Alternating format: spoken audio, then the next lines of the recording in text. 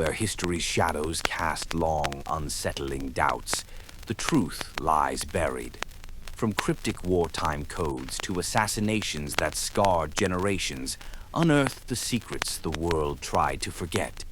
Hosts Tim Gardner and Eli Frame guide you through a labyrinth of unanswered questions, where every clue pulses with danger and intrigue, and perhaps an opinion or two. It's not all facts because history never is. Welcome to the Ciphered Past.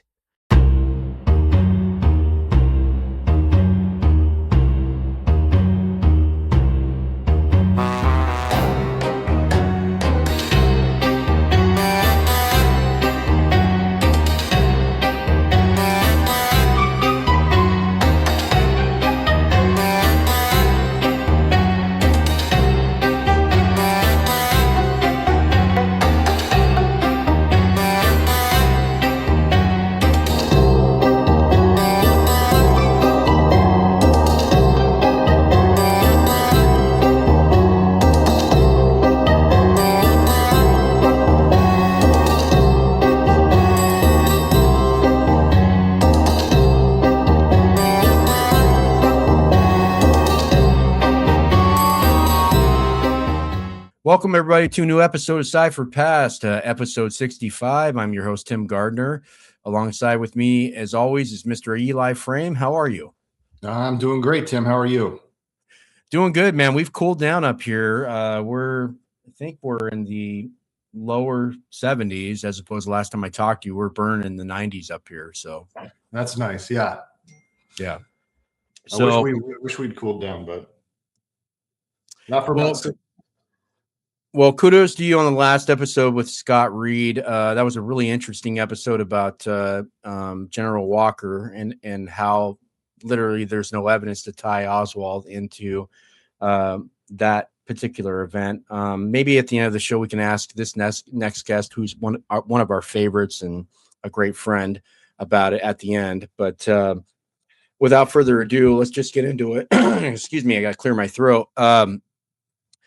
Joe McBride is a celebrated writer, author, screenwriter. His list really is just without, I'll just mention some books he's written before. Frank Capra, The Catastrophe of Success. He's done Searching for John Ford, The Broken Places, a memoir, Billy Wilder, Dancing on the Edge, Frankly, Unmasking Frank Capra. One of our personal favorites here, which is Into the Nightmare, about the assassination of President John F. Kennedy. Another favorite of ours, Political Truth, the media and the assassination of President Kennedy as well. And one that I recommend all you guys look at is the whole darn human comedy, Life According to the Coen Brothers. I mean, this man, his volume is extensive. I mean, he wrote the screenplay to Rock and Roll High School. He's been on our show twice before. And without further ado, our great friend and the legend in the community of the JFK assassination. But this episode is going to be about movies. So, Mr. Joe McBride. Joe, thank you so much for joining us. Thank you, Tim. It's great to talk to you guys. You have, like me, you're interested in movies on politics and everything else, and I really appreciate that.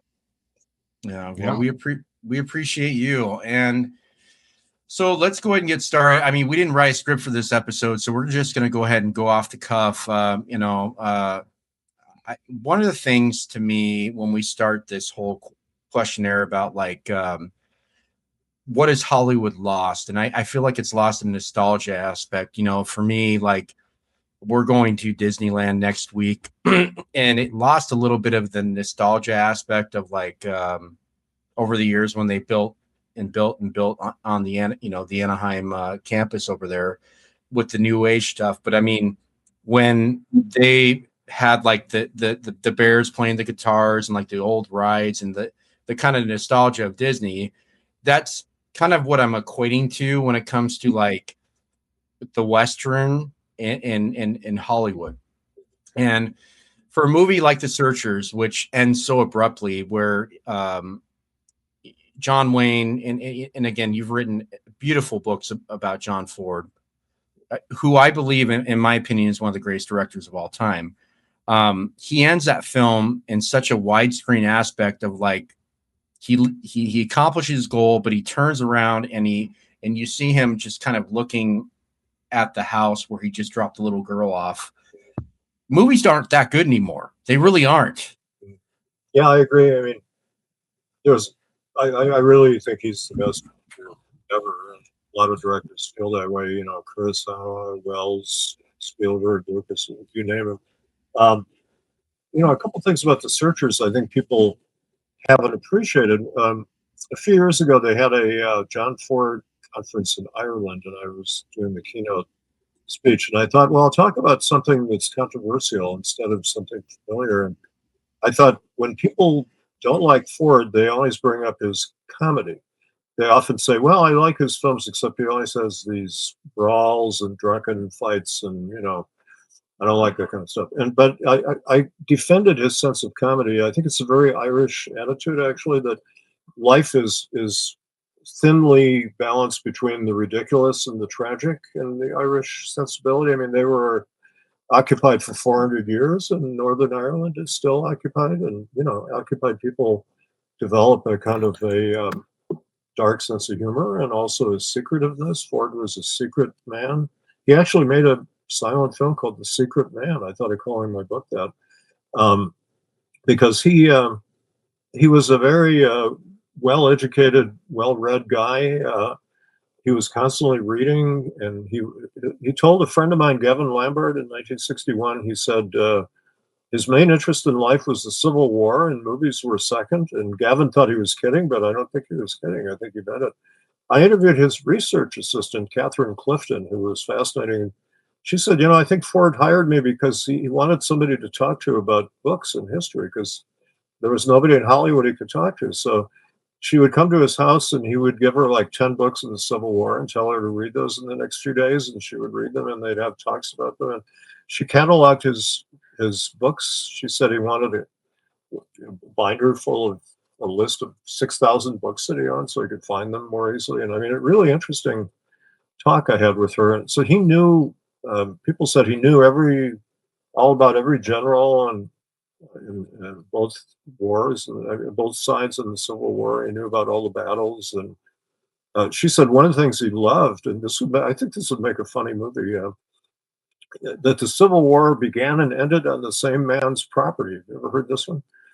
It's a slight exaggeration. There was a guy named Wilmer McLean in Virginia, and the CIA is in McLean, Virginia, but it's not named after Wilmer. It's named after another McLean. But Mr. McLean owned the farm in which the first Battle of Bull Run took place, which was the first major battle in the Civil War. Before that, the Fort Sumter had the short siege, but they had the Battle of Bull Run, and it was in his farm. And a cannonball went through their parlor, and Mrs. McLean said, "We got to get out of here.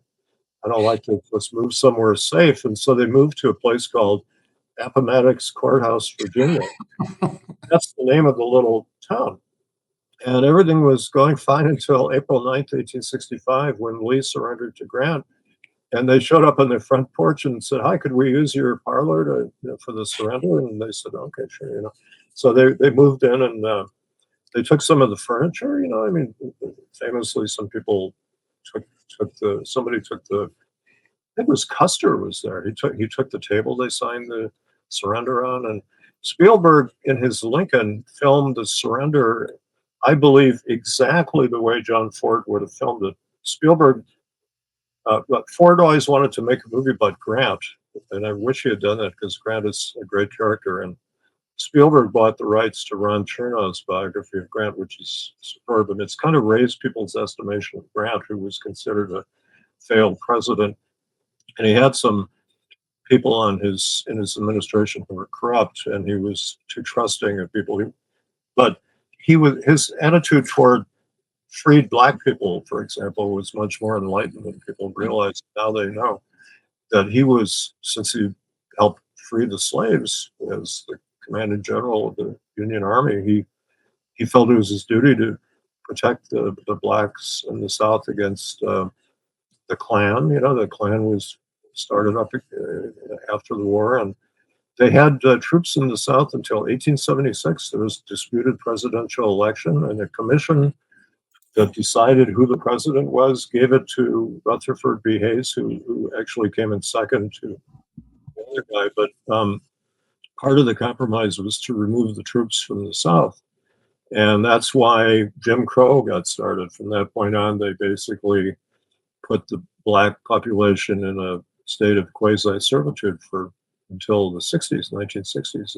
Anyway, Grant was trying to help them, and he also actually tried to help Native Americans as much as he could, although he lost control of that situation. But anyway, Wilmer McLean, Ford thought it was a nice irony that the war began and ended on his property. And I think that'd be a funny movie if you could figure out a way to, what would you put in the middle of it, but I could see Mr. and Mrs. McLean on the front porch saying, "Oh, here they come again, Wilmer, Jesus Christ." Yeah. But anyway, so John Ford, I did that's kind of one of the absurd elements of the Civil War, and Ford liked that kind of thing. But that's very related to the Searchers, because one point I make about it is Ethan Edwards arrives home, and almost the next day, the whole family is wiped out. And Mike Wilmington and I, when we wrote a book on Ford, and we wrote an essay on the Searchers that was very influential and helped make it suddenly recognized as a classic. It had been kind of semi-forgotten. It's almost as if what happens is his dark desires to destroy the family and violate the wife who he loves, and so he goes off in search of the girls who were kidnapped. And so he is, in a sense, the heroic figure who's going off on this quest, But after a while, he starts, it's clear to Jeffrey Hunter, who's his sidekick, who's part Native American, that Ethan is going to kill the niece who survives. And he may have killed the other niece, too. That's an interesting thing about the film. It has a lot of mysteries in it. So Jeffrey Hunter tries to stop Wayne from killing his own kin, which is a very dark story. But anyway, so he becomes the anti-hero of this film, and Jeffrey Hunter becomes kind of the hero. But there's a character played by Hank Worden, the old Mose, who's kind of an old coot who people think is kind of nuts, but he's actually a pretty sharp old guy. He's an old frontiersman. And what happens is Ethan keeps losing the girl, and old Mose keeps finding her. And there are about 3 times in the film where he finds the girl, and he tells Ethan. So here's this heroic quest, supposedly, which is a farce, turns into a farce. And almost keeps finding her. And at the end of the film, Ethan comes all the way back to where he started, and Olmos has found the girl again. She's right down the road, and they go after her, and they bring her back. But Ethan could have stayed home for 5 years, is my point. The girl came back to where she started, and they make a point about the Comanches in the film that they're they're nomads, and they travel around. They go in circles, partly to evade the white pursuers. They're always on the move, but they circle back to where they came from. And Ford said before he made The Searchers, "I would like to do a tragedy the most serious in the world that turned into the ridiculous." And that's what The Searchers is. And most people don't notice that. I mean, the film is kind of, Ethan is a ridiculous figure by the end of the film, but he's also a tragic figure. And one of the things, you really kind of begin to dislike this character after a while, because he's going to murder his own niece, and he's a racist and all these things. But at the end of the film, when he deposits her on the front porch, I always feel this big thrill. There's something so satisfying about that. He's achieved his mission. He's the only guy who, when she's kidnapped, the rest of the people are just going to say, "Okay, that's too bad," but he's not going to give up, and you admire a guy like that. But if you look at Natalie Wood, who plays Debbie, she looks very tense when he lifts her up and he decides not to kill her, but also when he puts her on the porch, she looks very tense. And it's based on a real story of Cynthia Ann Parker, who was kidnapped by Comanches, and her son was Quanah Parker, one of the great figures in American history, and Ford wanted to make a movie about him. He was an Indian chief who was trying to make peace between the whites and the Indians. Quite a fascinating guy. And so he was half white and half native. And Cynthia Ann Parker was rescued by two uncles who were, the prototypes for the two guys in the Searchers. And they brought her back to captivity. So she was kidnapped twice, just like Debbie is kidnapped twice. And she's torn away from her Indian family. And Cynthia Ann Parker kept trying to escape and go back to her son. And she finally starved herself to death. It's a very tragic story. Glenn Frankel did an interesting book about the real story and the fictional versions by the novelist Alan LeMay and the Ford film that's written by Frank Nugent. So it's a film that mixes comedy and tragedy in a really profound way, and I think that's part of the key to understanding John Ford.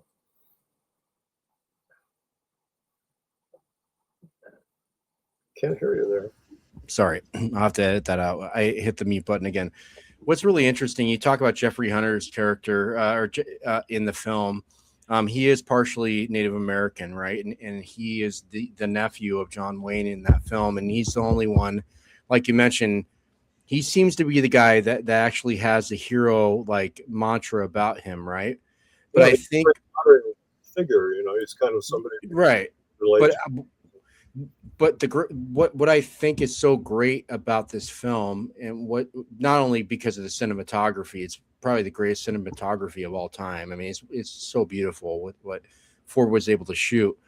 But I think the fact is that again, Ethan is a guy that is a hard-assed, racist ex-Confederate soldier who he is jaded, and he obviously he has his reasons to hate people for what he wants. There's no excuse for racism, but this character, as you really get to see the story evolve, he ends up actually looking at himself and seeing that he's the problem. There's a saying in Yellowstone, right, where they're about to kill this rancher, and the rancher, before he quote unquote is supposed to die, says, "It's not the animals that we should be worried about.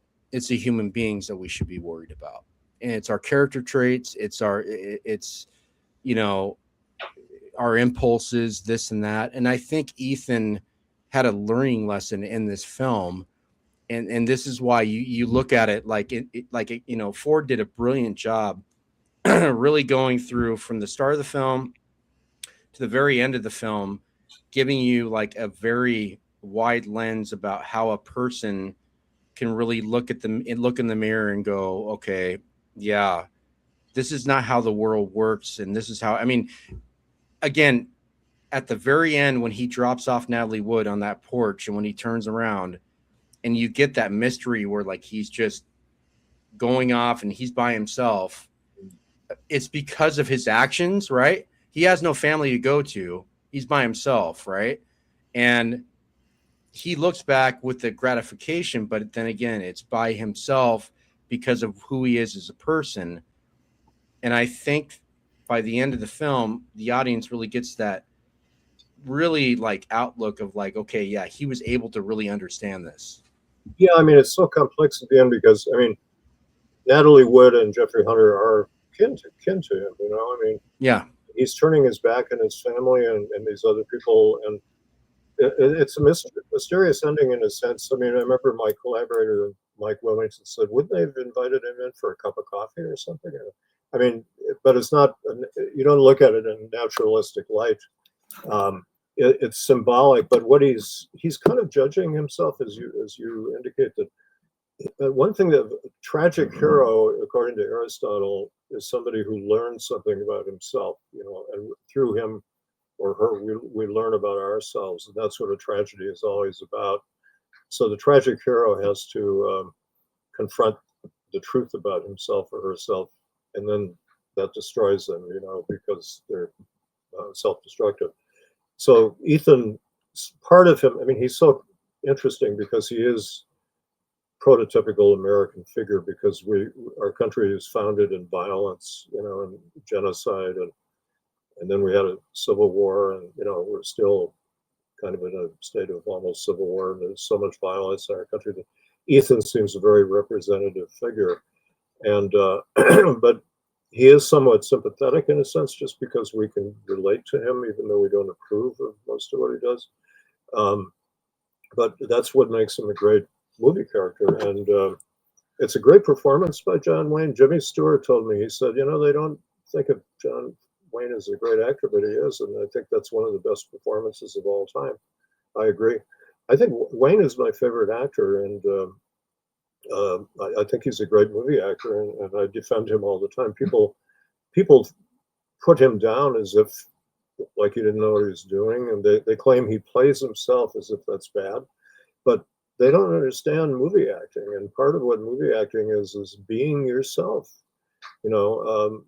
They think great acting is putting on beards and makeup and costumes and accents and all that. I mean, that's part of acting, but there's a different kind of movie acting that's just being really authentic somehow on the screen. Spencer Tracy and James Cagney and those good people, John Wayne.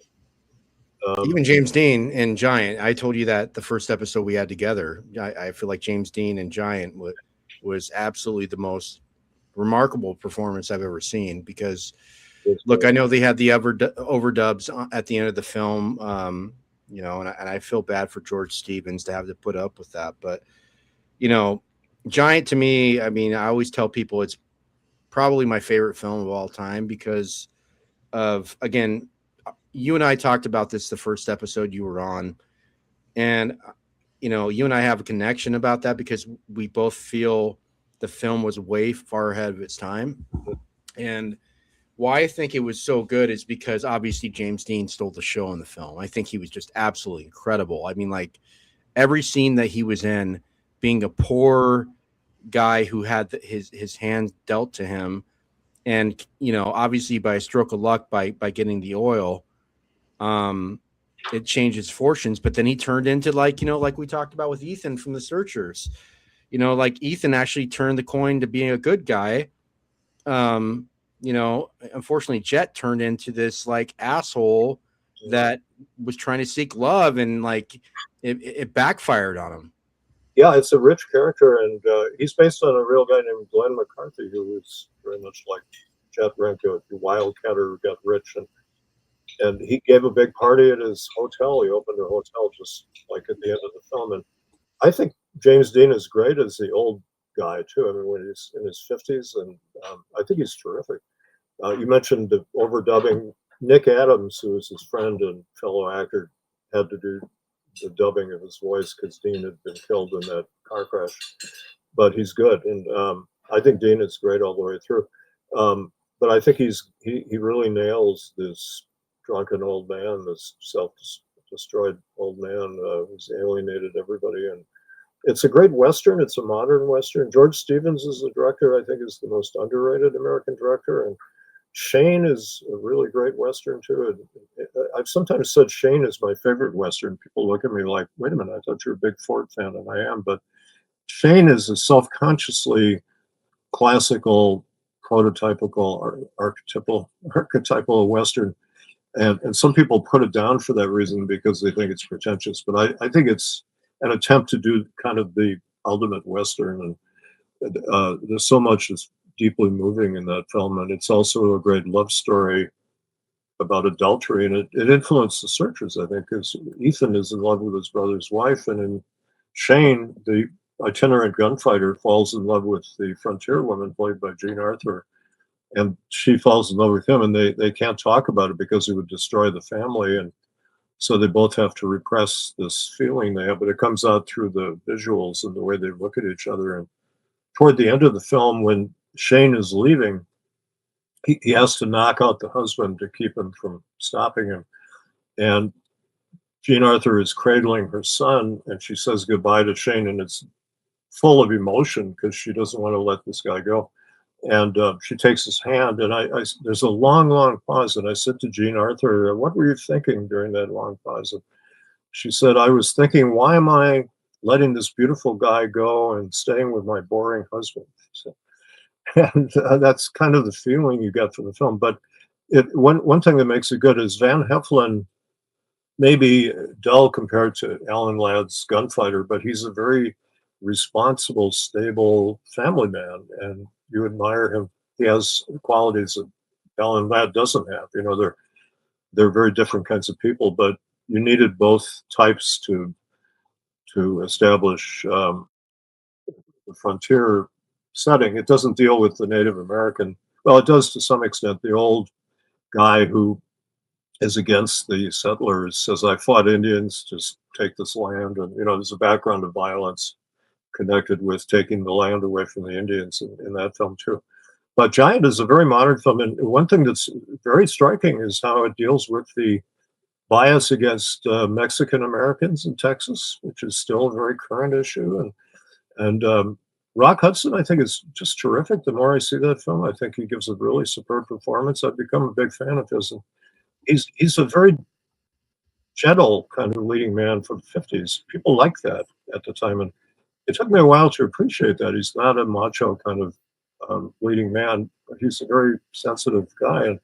And at the end of the film, there's a great scene where he has a fight in a diner with a racist proprietor of the diner because Rock Hudson, his son Dennis Hopper, marries a Mexican American woman, and Rock Hudson is biased and he has to accept that he has a mixed blood family, but he learns from it. He comes around and he defends his relations and also this other family of Latinos that are being told to leave the diner. It's a very timely scene for the 50s when they were dealing with, ahead of its time. Yeah. Ahead of its time. I mean, like when I first saw it, because it was filmed in 1955, right? So I mean, Dean died in 55 in September, and for Stevens to come out with this film to address so many things, whether it be, you mentioned so eloquently just a moment ago about how Rock Hudson played a very gentle leading man, but the problem is he had in his DNA, he had racism built into him, right? So he had to overcome. Go ahead. Yeah, I mean, the character of Vic Benedict is a racist. Yeah. And I mean, a lot of the film deals with, he marries a woman from Maryland who is a liberal, Elizabeth Taylor, who takes the side of the Mexican American. So it deals with that all the way through. And but he comes around, and there's a wonderful scene where after he gets beaten up in the diner, she says, "You finally become my hero after all these years." That's what I'm saying. She loves the fact that not only did he stand up for principle, but he got the shit beat out of him. There's something wonderful about that. It's very different from the typical American film, and it's still misunderstood by people. And then at the end of the film, there's this wonderful shot where his two grandchildren are playing in a playpen, and one is an Anglo and one is Mexican American, and it shows close-ups, and Stevens love dissolves where one shot overlapped another in a metaphorical way. He winds up on this big close-up of these two kids' faces, the brown-skinned kid and the white-skinned kid, with their eyes staring at the audience, and it's playing the eyes of Texas. The eyes of Texas are upon you. So he's asking the audience, "What do you think about all this?" And it's a very daring film for 1956, and it's way ahead of its time. Who else was? I mean, there were a few films. There was a film by Joseph Losey called The Lawless, and he got blacklisted that dealt with prejudice against Mexican Americans, but that wasn't treated very much in American films. But I'll tell you, there's another great story. You guys will appreciate this with your Kennedy interest.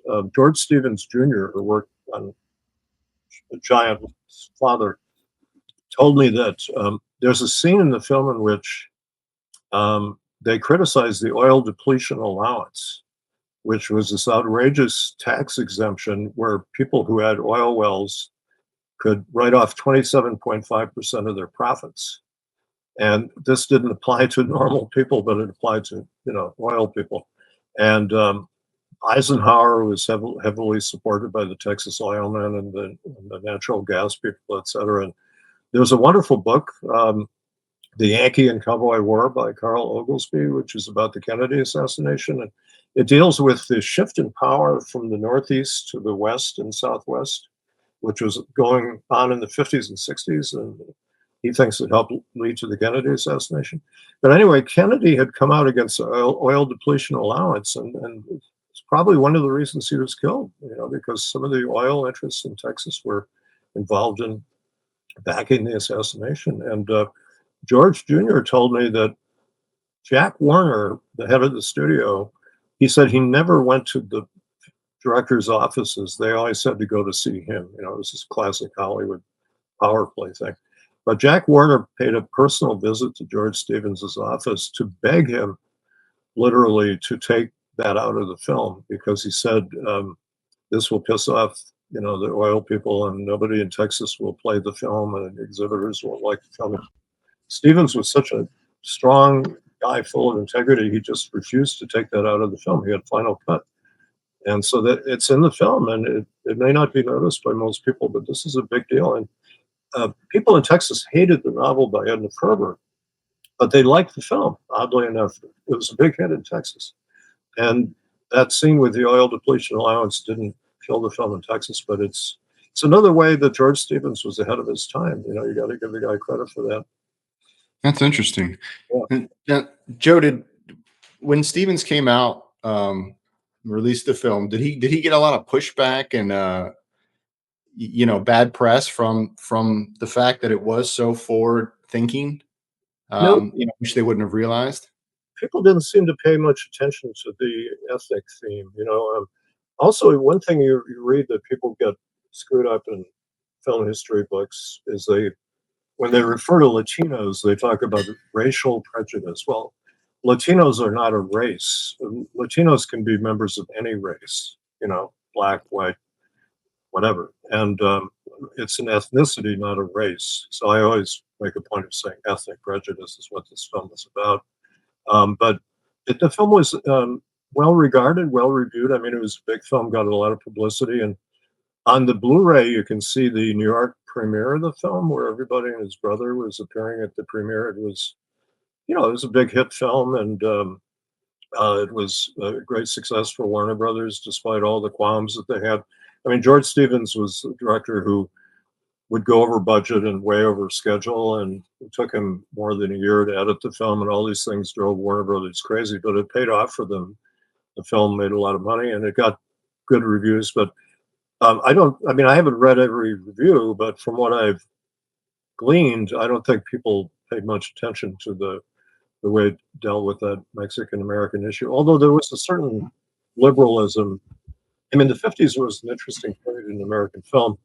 It was the period of the blacklist, and it was the period of the Cold War and all these bad things going on, and yet the films were quite interesting in that period.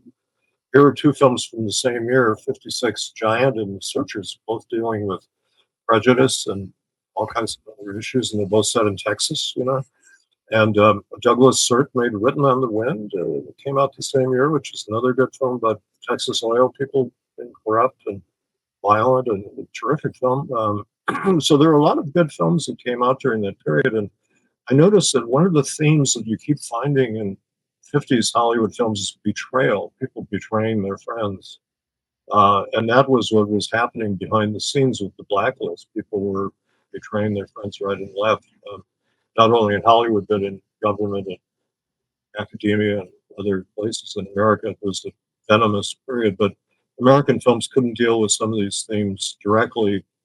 It's often said, I mean, one thing that's, I think, incorrect about The Searchers is people write that, well, John Ford, instead of dealing with black and white relations, which was the major issue in the country at the time, because this was, Brown versus Board of Education, 1954, Montgomery bus boycott, 55, Emmett Till, 1955. That was the big national issue, but he's dealing with Native Americans, and people kind of act as if they don't exist. They're just stand-ins for black people, but they were a specific, and they are a specific ethnic group, and Ford cared about them. He knew them well from Monument Valley. And one thing I asked Catherine Clifton, his research assistant, I said, his films like Stagecoach and in 1939 was the first time he went to Monument Valley, and he only shot for a week there. And then he made Drums Along the Mohawk the same which was shot in the West. But Guns Along the Mohawk is quite racist. And in Stagecoach, the Indians have no function except to attack the white people in the Stagecoach. There's no empathy for them at all. But after the war, Ford started treating Native Americans with more dignity and respect. And in Fort Apache, which is a film that I think is a great underappreciated film, 1948, it's about Custer. I mean, Ford always wanted to make a movie about Custer, who we thought was a madman, you know, and but the studios wouldn't let him do it. This is back in the 30s. There was a book called Glory Hunter that he wanted to make about Custer, and they said no. The film they made about Custer then was They Died with Their Boots On in 1941 with Errol Flynn, which is a very rousing film, but it's absurd because it turns Custer into a hero and defender of Indians in the film and becomes ridiculous. But Ford had to fictionalize the story to get it through. So he changed some of the elements, but Henry Fonda's character is a racist, megalomaniacal commander of cavalry, and he hates Indians, and he leads his men into a massacre, and he doesn't respect his foes, you know, and they slaughter them. And so not only do the Indians win that battle in that film, they're the good guys in the film, they're the heroes. And John Wayne plays the enlightened cavalry officer, number 2 guy who respects Indians, you know. And when I was a kid, I used to see a Western every day on TV there was a show in Milwaukee called Foreman Tom's Jamboree. And I was a little guy and I was getting beat up at school. And I always wondered, why are these Indians getting killed all the time? Why are they always losing? I didn't quite get this. And I kept thinking, I want to see a Western in which the Indians win, you know. And one day I saw one and I was so thrilled. And it might have been Fort Apache because there aren't too many others. But Fort Apache is seldom mentioned or understood. People often say Broken Arrow was the film that changed everything for Hollywood. That it was a relatively pro-Indian 1950 film. Well, but there had been pro-Indian films in the early days of Westerns, right after the closing of the frontier, which Frederick Jackson Turner declared in 1893, and the Wounded Knee Massacre was 1890. That was the end of the frontier. And movies were born right at that time. John Ford was born in 1894. And Scott Simon did an interesting book on the history of the Western film. And he said the early Westerns quite often had what they called Indian pictures, which were mostly sympathetic to Native Americans. Once you slaughter people, then you romanticize them. That's what our country does, you know. And, yeah. You know, for me, I mean, like my dad and my grandfather, they were really deeply like involved, or like they were just, I mean, their thing is, you know, the Alamo, you know, obviously Custer's Last Stand, you know, like how they were heroes. And then I grew up, you know, understanding about like the injustice, especially with like Custer's Last Stand. I mean, that was ridiculous. He was trying to murder these poor people on their land with his small, I mean, he was doing it for glory, and it was just ridiculous. I mean, like that guy is just absolutely, I mean, what a shame to history. But you know, what's interesting, at the Alamo, the 1960 version is one of my favorite movies of all time because my dad loved it so much, right? It was because of Dimitri Tiomkin's score. And by the way, Dimitri Tiomkin, he is probably the best score maker of all time.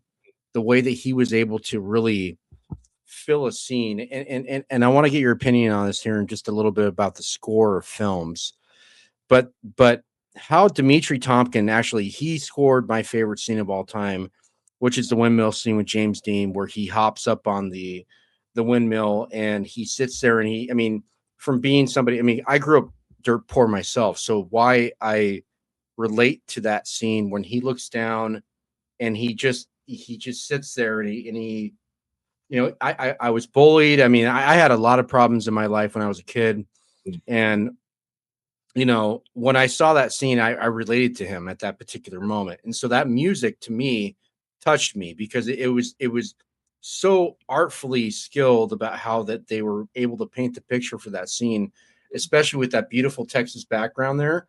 But as we talk about the Alamo in 1960, with that score, with the green leaves of what was that, Tompkin, or forgive me, but that film had massive historical inaccuracies. I know John Wayne was trying to do his best by directing this, and he had John Ford help him out with that film.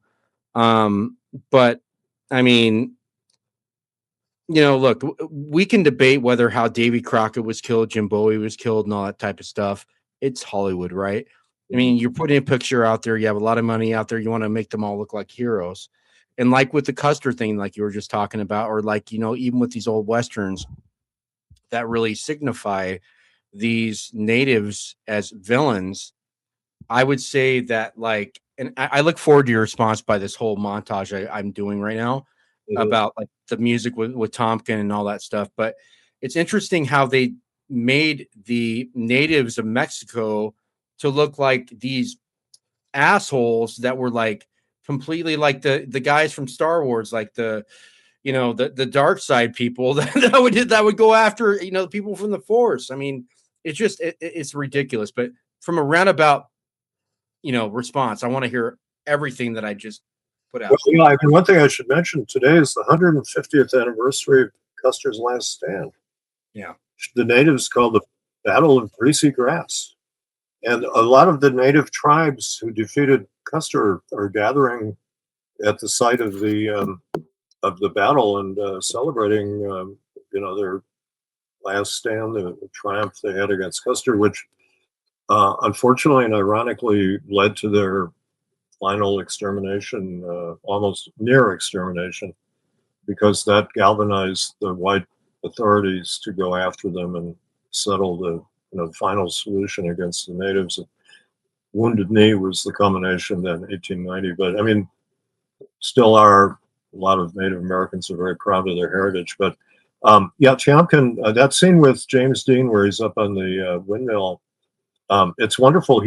The scene where he's walking along and he's marking his terrain. I guess that's a great American dream, is to have a piece of land that's your own, and the music is very exhilarating. It's a tremendous moment in film, and the American Film Institute put out a film in the 70s of classic scenes about American life, and they had that as kind of the highlight of the film. And Tiomkin was, a great composer. He was Russian, and had a great feel for American life. And he did Red River was a classic score, a great John Wayne film that Howard Hawks did. And the Alamo, I kind of like the Alamo because to me it's a very personal film that John Wayne, for better or worse, really cared about this film, and he sunk a lot of his own money into it, and he lost a lot of money, and it was this huge epic, and he was kind of trying to be the rival of his mentor John Ford, and it has moments that are ridiculous and moments that are super cornball, but it has some rousing stuff in it too, and it's just one of those old classic epic films that they don't really make very well anymore. I don't know about the Odyssey. I've been watching the trailer for the Odyssey, but once again, you can't hear half the dialogue, and it's kind of dark. I mean, at least the Alamo was very well photographed, and you could hear the dialogue, and the music was good.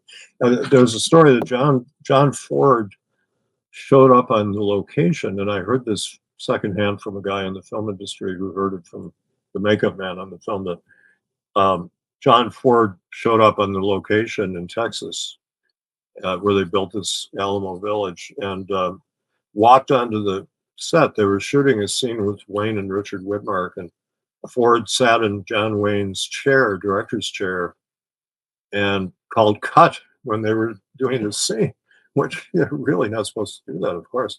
And Wayne was so respectful of Ford, but he said, "What's wrong, coach?" And Ford just started directing the film, and he just kind of took over the movie. And it really was a problem for Wayne because, his authority was being challenged, but he didn't want to humiliate Ford. And what they claimed happened was that he went to the cinematographer, William Clothier, and said, "What do we do about the old man?" And Clothier said, "Well, let's give him a second unit, and send him off to shoot scenes with the Mexican army and all that." And Ford shot that stuff. But it's somebody did a book on the Alamo proving that Ford actually shot a lot more of the film than we realized, because Wayne was getting in trouble. The film was getting out of control and budget and everything. And so Ford took over certain scenes. He directed scenes with Linda Crystal and John Wayne, for example, some good romantic scenes. She's terrific in the film. And then he put her in his film Two Rode Together soon after that. And so Ford did do some of the action sequences, but he did some of the dramatic stuff too. But they kind of conspired not to let people know that, because it would have taken away from Wayne's triumph, you know. And but anyway, but the film was successful. But Wayne kind of bungled the release because he turned it into this sort of right-wing patriotic talking point against John F. Kennedy, because the 1960 campaign was going on, and they took out ads and said things like, "There are no ghostwriters at the Alamo." I guess they were making fun of Kennedy for having a ghostwriter for his speeches, like every politician does, you know. Ted Sorensen wrote speeches. But this guy, Russell Birdwell, was the publicist who created these really bad taste ads and stories. They put out an ad that said something like, I'm trying to remember now. There was Chill Wills is in the film, who's really a bad actor, generally, really overacting kind of guy. Although he's good in Ford's Rio Grande, but he was trying to get an Oscar, and he took out an ad and it said something like, Hollywood is praying for Chill Wills to get nominated for an Oscar harder than the Texans prayed for the men at the Alamo. Something to that effect, which is incredibly bad taste. So John Wayne had to take out an ad in the trade saying, "We disavow everything Joe Wells has been saying about this film. Don't vote for this guy." And then Groucho Marx, I thought this whole thing was very funny. He took out a big ad and said, Chill Wells said, "My cousins in Hollywood are all voting for me," you know. And Groucho said, "Hey, cousin Chill, you know, I liked your performance in the Alamo, but I'm going to vote for Sal Mineo in Exodus instead. You know, I liked his performance better." And it was a complete disgrace for Joe Wells, and it hurt the film's reception. And then the film, Wayne lost money. He was having a lot of financial trouble, and he sold the film. And then the ownership fell into disarray, and the prints of the film are in bad shape. And it's kind of an orphan film, you know. They United Artists, I believe, owns it, and they haven't been doing much to restore it. Robert Harris, who restored Lawrence of Arabia and Vertigo and some other films, was really trying hard to restore the Alamo, which should be protected. Plus, it was one of those films that was severely cut after it came out. They were shortening the film to try to, you know, get more money out of more screenings, and so to put it all back together in a really good print would be terrific, but so far it hasn't happened.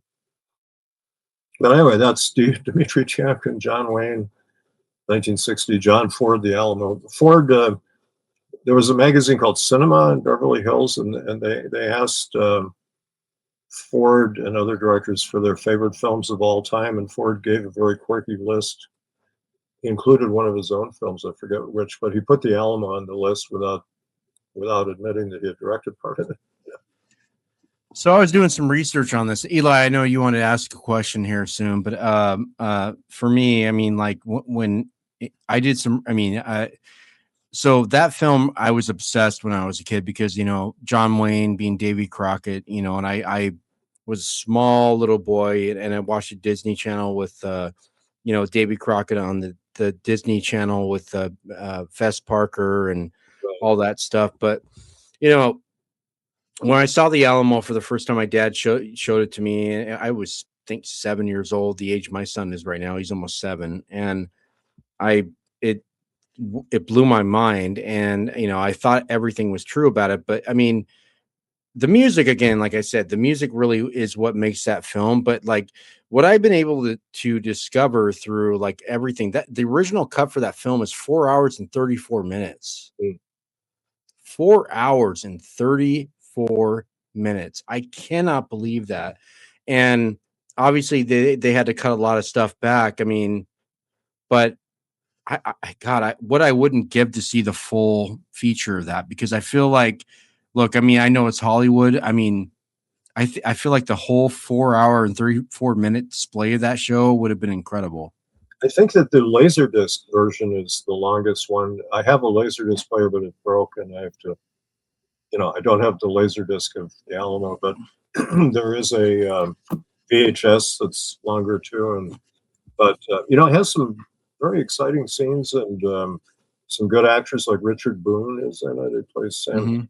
A lot of interesting people. Richard Widmark is terrific in the film, and but it's got Frankie Avalon. I mean, but he's okay. I mean, John Ford actually directed a scene with Frankie Avalon and Sam Houston, I believe. Well, I thought the best actor in the film was Lawrence Harvey. I mean, I love his shrewdness. He was brilliant in The Manchurian Candidate, but I loved how shrewd he was in that film. Yeah, you wouldn't think of him as a Western actor, but he's terrific in the film. He's so sophisticated in the film compared to everybody else in the film too. I mean, that's part of the story. Yeah, that film is incredible, and but it obviously there's the recollections throughout history. Crockett was actually probably killed after the battle. We will never know. I mean, it's like the Kennedy assassination. I mean, everybody speculates, but the thing, and we want to talk about this later in the show, especially about the Tippit thing. There's people that have talked about we'll get into this later. I don't even want to get into that now. But when it comes to Tompkins scores, so let me throw in a plug. I have a friend named Frank Thompson who's a film critic, and he's written several books on the Alamo. He's a super expert on Alamo movies. There are quite a number of Alamo movies, including one starring Francis Ford, John Ford's brother, made in 1912, I believe.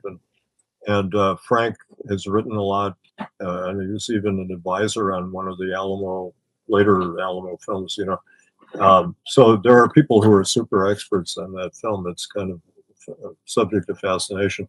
It is one of those classic American stories of, Texas, we stole Texas, New Mexico, Arizona, and California from Mexico, And Ulysses S. Grant, in his famous memoir, he has a terrific section where he's talking about the Mexican War in which he served. And he thought that war was terribly morally wrong. And he said, nations, I'm paraphrasing a little, nations like individuals are punished for their crimes. And he said, our punishment for the Mexican War was the very bloody civil war that we endured, which was a result of our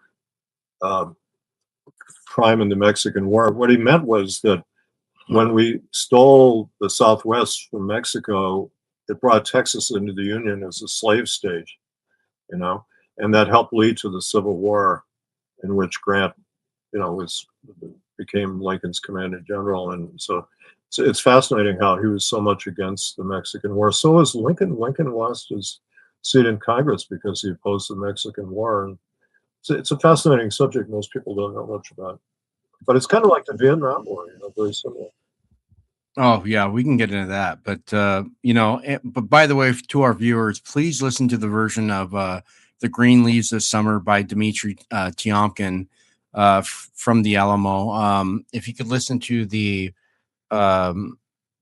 which was the intro of the film.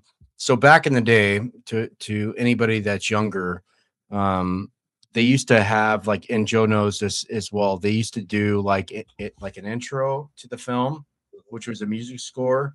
They did their first act. If it was a long enough movie, it would go into two parts, and then they would do another intro into the second act, and then they would do basically end the film with the second act. Yeah, that was the Roadshow film, and I used to go to those when I was a kid. Those were films where you had to buy a ticket in advance, like if you're going to a play, and they were more expensive, and it was usually one of the big theaters in your town. So I would go downtown in Milwaukee, where I lived, and see Roadshow films. One that made a big impression on me was My Fair Lady, which big screen. Saw it 5 times when it came out, and But there were a number of Ben-Hur was another one. I remember our school took us to Ben-Hur. I find that film unwatchable today, whereas the Alamo is kind of fun. But right in the middle of the Alamo, by the way, is a scene in which John Wayne holds a birthday party for his youngest daughter, which is the most indulgent scene any director ever put into a film. It's like a home movie in the middle of this big epic. And Wayne just wanted to do a birthday party for his little daughter. But I mean, it's so personal.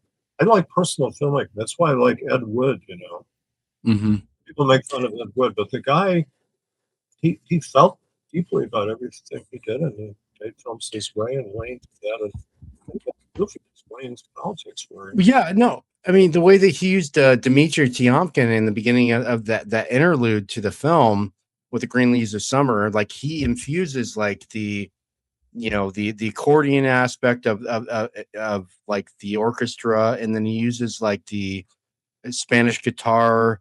I mean, like he is brilliant. I mean, like what he does in the Green Leaves of Summer, not the version that we hear on like the LP or what. It's the score of the film. It really builds up to like you feel like there is death coming, and there's like something that is like it's like I don't know how to really explain it, but when I first saw it, I remember when I had a VCR back in the day when I was a kid, I kept rewinding that because I wanted to listen to the way that the horns were, and like how everything that he was so meticulously designing the picture that was about to come. And I thought John Wayne nailed that. He had a great feeling for Americana. Tiomkin did, as immigrants sometimes have, and so he did quite a diverse range of films. I'll tell you, people may remember the Ballad of, what was it called? The 1955 Disney film about Davy Crockett. I think it was called The Legend of Davy Crockett. Anyway, it was a 3-part TV serial on what was called Disneyland originally. It later became the Wonderful World of Disney. But Fess Parker played Davy Crockett, and this film caused a sensation. Then it was cut together as a feature and it played theaters. And I remember the summer of '55, every kid had the coonskin cap, and we all sang the song, The Ballad of Davy Crockett. And my brother Mike, who I roomed with, I still tease him about this. Every morning at 7:30 in the summer of 1955, he woke me up by singing The Ballad of Davy Crockett, and it drove me crazy. But many years later, when I acted for Orson Welles in The Other Side of the Wind, Norman Foster was in the film, and he was a director. He directed the Davy Crockett movie for Disney. And he also starred in a John Ford film called Pilgrimage, which is a really great film from 1933 that I persuaded Fox to reissue on DVD. I recommend this film strongly. It's about a mother. It's the closest analogy to The Searchers of any other Ford film. It's about a very possessive mother, farm woman, mean old woman. Henrietta Crossman gives a great performance. Norman Foster is her son, and she sends him to World War I to be killed because he wants to marry this woman nearby who he's had an illegitimate child with, and she looks down on this family, as sort of white trash, etc. And it's a devastating film about a woman who basically kills her son. But anyway, I met Norman, and innocently I said, I thought you were great. He was a rather callow young actor. So I didn't say you were great in Pilgrimage, but I said, that's a great film. And he got really angry. John Ford, I hate John Ford. And it turned out that John Ford sort of made fun of him all the way through the film. And he said he kept calling me Jasper. That was his complaint. He kept calling me Jasper, and I didn't know why. And finally, at the end of the shoot, he said, Mr. Ford, why did you call me Jasper? And Ford pointed to the black janitor who was sweeping up the set, and he said, see him? His name is Jasper. Not nice at all. But Norman also said that Ford was making fun of him by showing him looking right at the camera. There are certain shots you normally in American films don't have actors looking right at the camera. Ozu does that in Japanese films, but Norman said, Ford did that to make me look ridiculous. And I said, well, he did that with other actors in that film. I think he did that to make people uncomfortable, But then I said, and I added to the problem, I said, your visual style in the Davy Crockett film seemed to be kind of indebted to John Ford's visual style. And he started shouting, he said, "That's not John Ford's visual style. That's my visual style." And I said, "Oh, okay.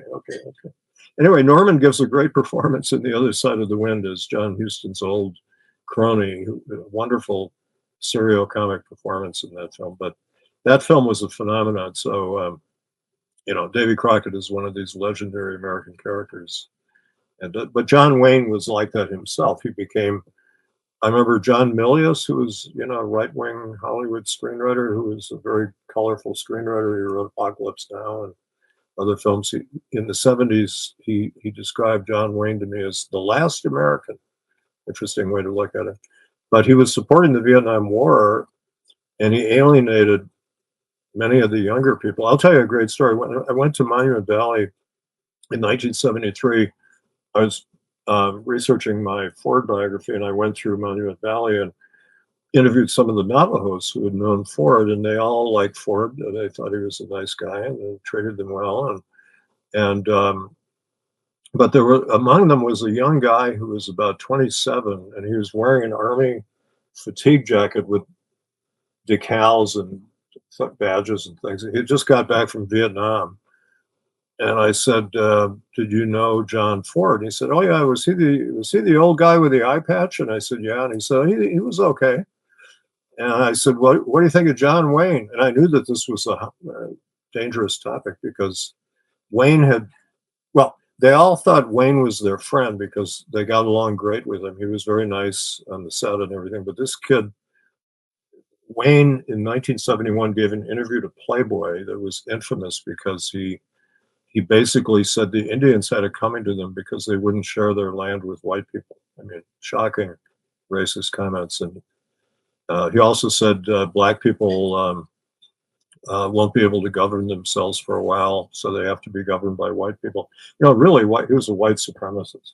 So, but they were shocked by this interview that John Wayne, they thought he was their friend and he's making these comments. But anyway, so I said, "What do you think of John Wayne?" And this young guy said, "You see that big rock over there?" He pointed to one of those big mesas in Monument Valley.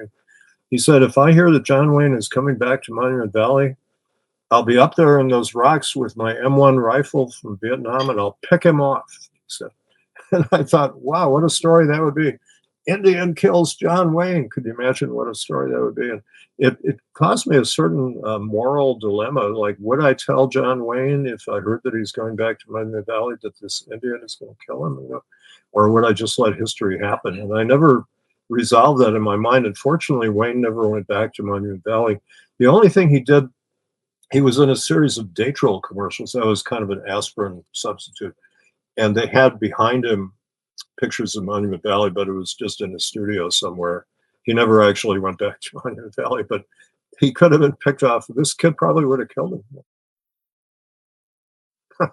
So they were shocked because they thought he was a good guy, and they just couldn't figure him out. But I mean, Dennis Hopper, who, left-wing Hollywood guy, he acted with Wayne in some film, and he said, "It's impossible not to like the man." Everybody who worked with him thought he was a nice guy to work with. And I was on the set of The Shootist, which was Wayne's last film, and I was there for 2 days while they shot the scene with Jimmy Stewart playing his doctor. And Stewart tells him he has cancer.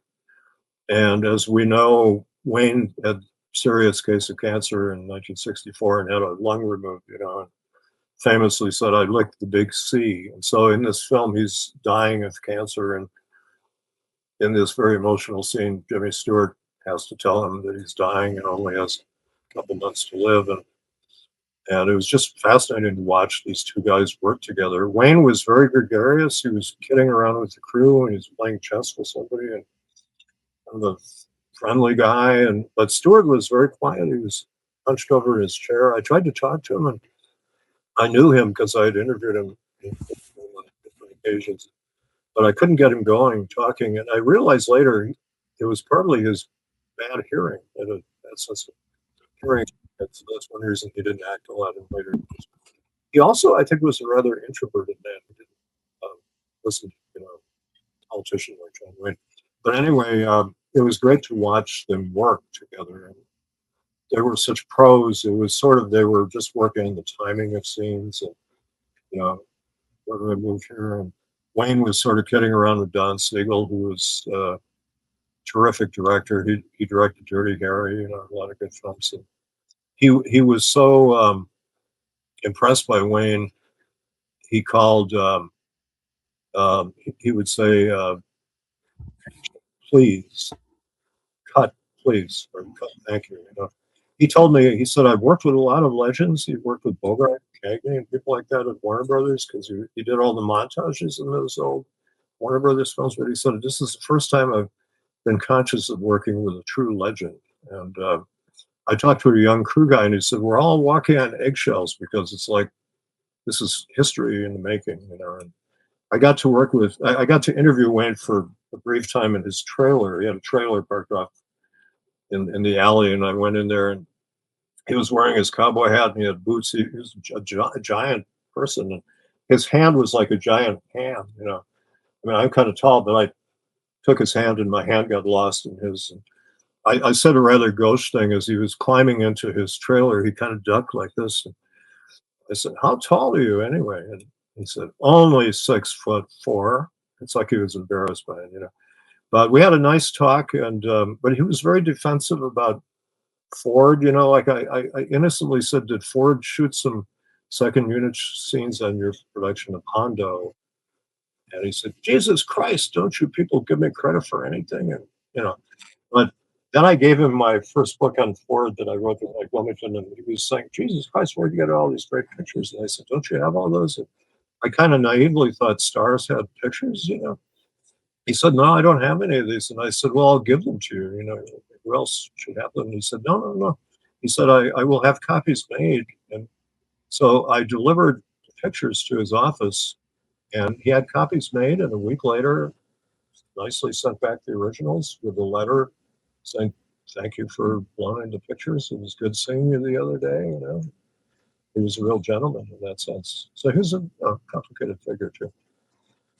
You know what's really interesting? You brought up the fact that you know, one of my favorite movies of all time, and you wrote a book about Frank Capra, and you've done extensive research on Capra, and we should do that really for part 4. We have to really go into Capra, but you said about Jimmy Stewart's like hearing.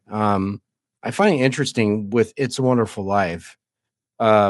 You know, like when he's in that sled accident in the beginning with his friends, he loses his hearing when he saves his brother Harry. Do you think that Capra put like an equal, like kind of like parallel there, like with Stewart's hearing, or what do you think? Yeah, I think that's what you do. Sometimes you design a character to fit the actor. You know, John Renoir said that, which I often quoted to my screenwriting students. He said, never change the script to fit the. He said, never change the actor to fit the script. Always change the script to fit the actor. You know, if an actor has trouble doing something, change it. Make it comfortable for the actor to do it. Renoir really believed in that, and rather than forcing actors to do something that they found awkward.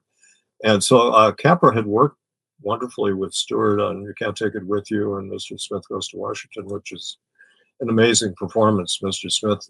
You know, when I did my Frank Capra biography, which took 7.5 years, 4 years was spent on the legal battle fighting to get it out against my own publisher, Knopf, and Capra's archivist, Janine Basinger of Wesleyan University. And I told that story in the book, frankly. But the one thing I could never, there are 2 things I couldn't figure out what to do about. One was I didn't know when Capra's first wife had died, and I could never figure it out, and I've since found out.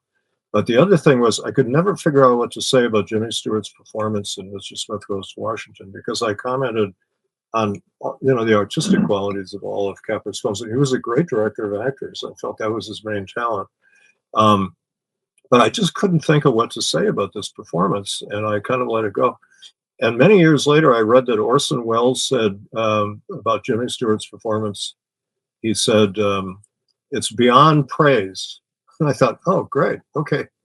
It's beyond praise. What can you say about it? It's so great. You know, but he's fantastic in Wonderful Life too. And he had been through the war, as everybody knows, and he was a bomber pilot, and he led 1,000 heavy bombers once on a raid against Germany.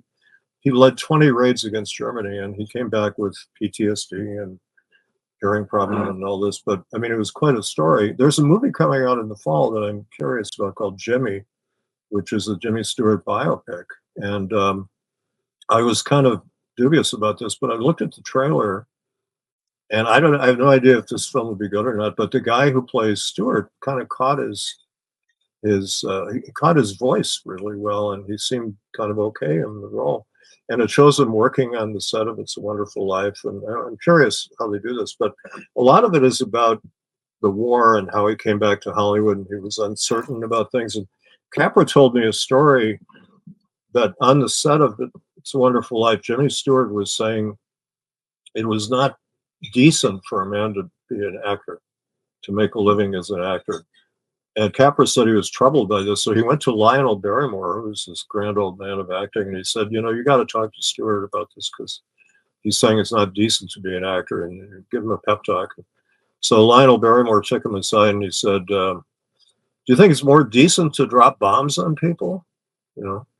And Stewart said, basically, I'll be the best goddamn actor you ever saw. He changed his whole way of looking. He said, isn't it more decent to give people a good time and make them feel happy about life, and move them emotionally? And so Stewart devoted himself to acting. He was really a great film actor. And when I was doing the AFI tribute to Jimmy Stewart, and then I did the tribute to Capra, I was the main writer on both. I wanted to tell that story, and Capra said, "Oh, it's kind of rough. You can't really tell that story on TV about Jimmy Stewart dropping bombs on people. I mean, Jimmy Stewart killed a lot of people in the war. I mean, he was a bomber pilot, but he went through hell." And I tried to talk to him about World War II, because I spent a fair amount of time with him, and he just wouldn't talk about it. And the most he would say was it changed him, but he said, I don't know how or why. And he wasn't very articulate. Oddly enough, he was a very bright guy. He went to Princeton, but he wasn't very articulate about filmmaking. Like any director you mentioned, he worked with some of the best: Ford, Lubitsch, Hitchcock, Capra, Anthony Mann, you name him, Preminger. And any of them you would ask about, and he'd say, well, they didn't believe in dialogue very much. They believed in visual acting, and like there was a scene in The Man Who Knew Too Much where Stewart was supposed to have a lot of dialogue as he's running through the theater talking to his wife about their kidnapped son, and Hitchcock threw out all the dialogue and just had him do it with visuals, and you hear the music from the orchestra. But that's about all he would say. And he acted like all these directors work the same way, which is not true. These directors all work very differently, but you couldn't get him to articulate how Ford was different from Lubitsch, for example, and very different kind of directors. But what's amazing about Stewart, he's wonderful in the worlds of all these disparate directors. And Andrew Sarris had a great line. He said, Jimmy Stewart is the most complete actor personality in the American cinema. And I think that's what he meant, that he could play such a range of people and fit into these worlds. And I was on MSNBC the day Stewart died. I called him on a hunch, and I said, I worked with Jimmy Stewart several times, and would you like me to come in and talk about him? And they said, come down to the studio right away. We need somebody, how cable TV is. So I was on for 5 hours talking about Jimmy Stewart. And John Gibson was in New York. He was talking to me, and some guy in Hollywood was talking. And after about 3 hours, I mentioned that I had worked with Stewart a number of times. I guess he hadn't been told that. He said, you worked with Jimmy Stewart? But I wrote his Life Achievement Award show, and I also wrote a tribute to his stage acting.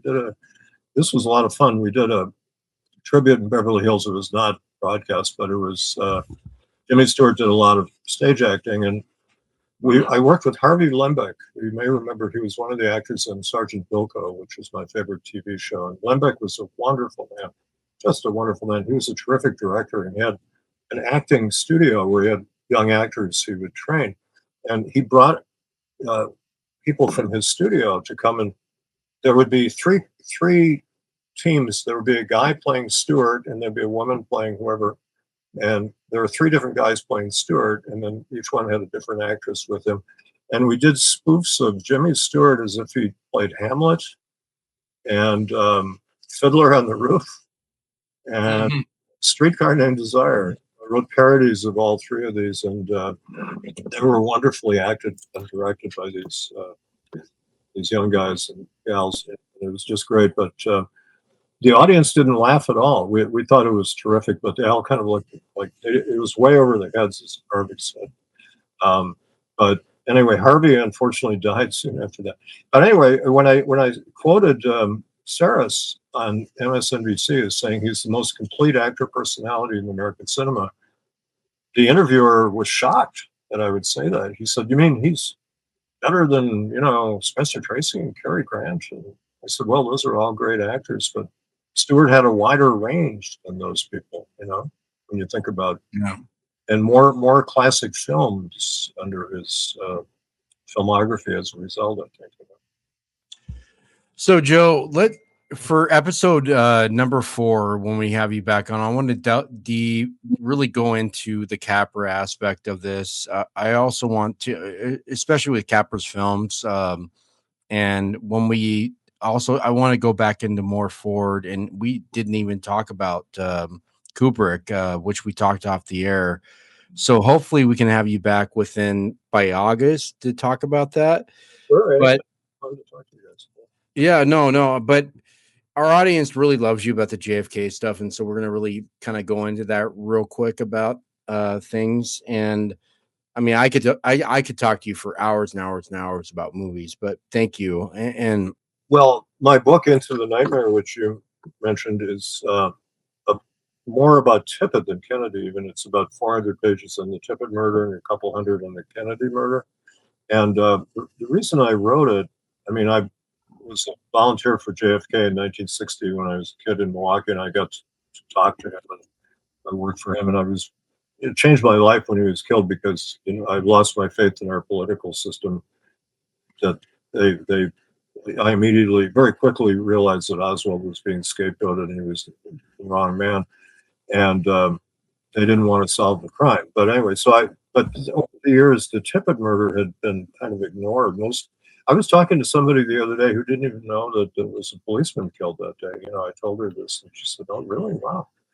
And a lot of people just don't know. And he was a mysterious figure. Sylvia Marr wrote what I think is the best book on the assassination, Accessories After the Fact. It's this great dissection of the Warren Report. She just tears it apart in a very lucid, very way.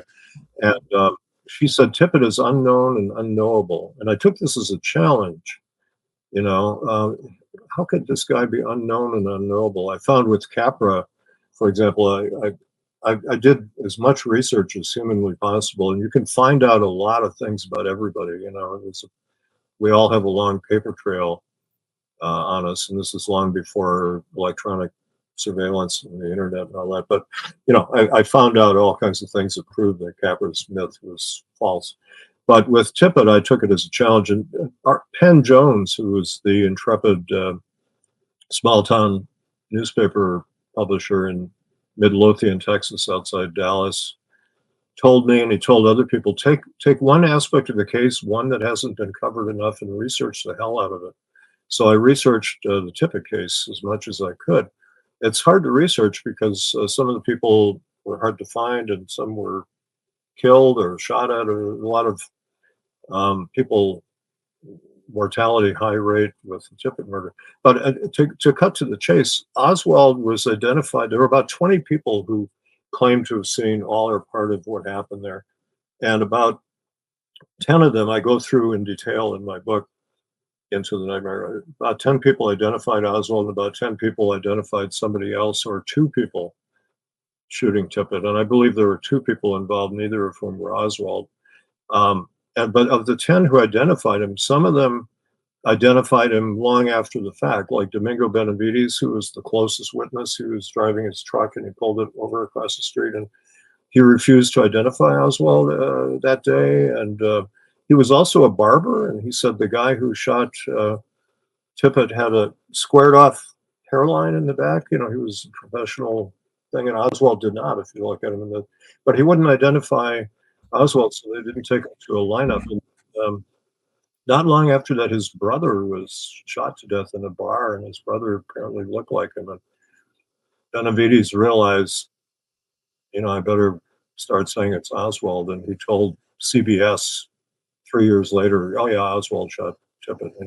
Warren Reynolds, who was a guy at a car lot nearby, saw one of the gunmen, or the gunman, running past him, and he wouldn't identify him as Oswald. And then a few months later, somebody came to his car lot one night and shot him in the head, and he miraculously survived.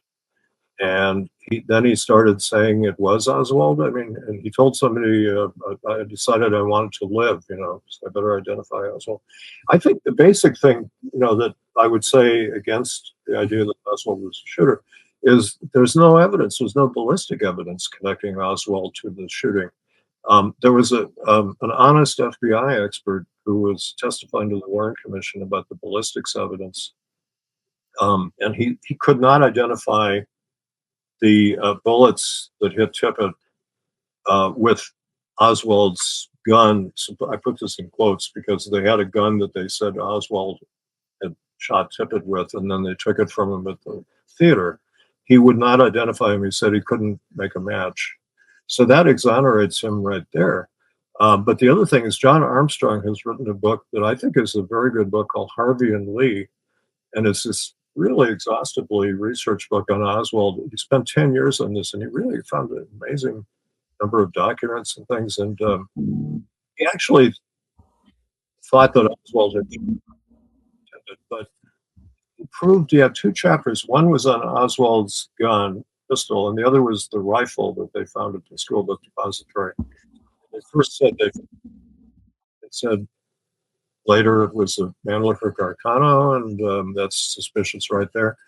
And there were pictures of different rifles being taken out of the building. But anyway, he proved there is no evidence connecting Oswald with the pistol or the rifle that were entered into evidence. And if anybody thinks that sounds goofy, read his chapters. Like he goes through a very careful study of the documents that the Warren Commission felt and the FBI felt proved the ownership. So Oswald, you can't link him with either gun, and you can't put the bullets in the Tippit case. So yeah, Eli, do you want to mention about our last episode with David Josephs about? We've had him a few times. David Josephs, who worked, he's written at Kennedy's and King and works closely with John Armstrong on that, and he did a great presentation on the provenance of Oswald's purchase of the rifle, and effectively proving that there, like you just mentioned, there isn't anything that can really, that's not easily falsifiable, I would say, with respect to getting the rifle to Oswald, right? So proving that he purchased it. Yeah, they had to prove that Oswald picked up the gun at the post office, for example, and there is no proof that he did that. And Armstrong goes into exhaustive detail. And so, you got to read what he wrote when I first heard this theory that there were two Oswalds, it's hard to believe. There are many things about this case that if we had been told some of these things on November 22nd, 1963, it would have been really strange for us that there were two people, sharing the identity of Oswald, for example, and that the Zapruder film that weekend was being altered by the CIA. And, I resisted believing these things, just like a lot of people instinctively resist these far-fetched things, but they're proven. Doug Horn proved in his 5-volume work on the assassination, he was with the Assassination Records Review Board. He proved that the Zapruder film was altered by the CIA that weekend to hide and obscure the nature of the shots and the wounds on Kennedy. He had a back of his head was blown out, and there was a wound in the front from a shot in the front that hit him. And so Oswald was always behind him, and Oswald was in the second floor lunchroom anyway. Nobody can place him in the window. One of my interviews a couple of very significant interviews I had. One was with Jim Lavelle, who was the head detective in the Tippit case, and another was with Henry Wade, who was the district attorney.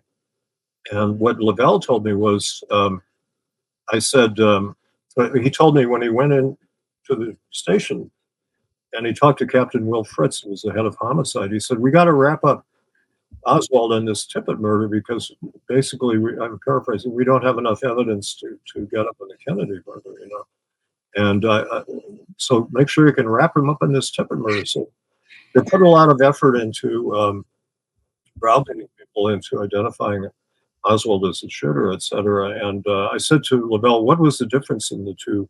Why did you think you had more evidence than Tippit? And he said, well, the Tippit murder, we had witnesses. And that basically concedes the point that they didn't have a witness who could identify Oswald as shooting Kennedy. They had one guy, Howard Brennan, who claimed he had seen him in the window, but he had bad eyesight. And he identified his height, but the shooter in the window would have had to have been kneeling or crouching. And so nobody could identify the person's height, honestly. So Brennan's kind of a useless witness. And the Tippit murder, the witnesses were all over the map, and pressure was exerted on some of them. And Henry Wade admitted to the Warren Commission even, he said, I wasn't sure I was going to even be able to bring a case against Oswald for killing Kennedy. He thought it was a hopeless case.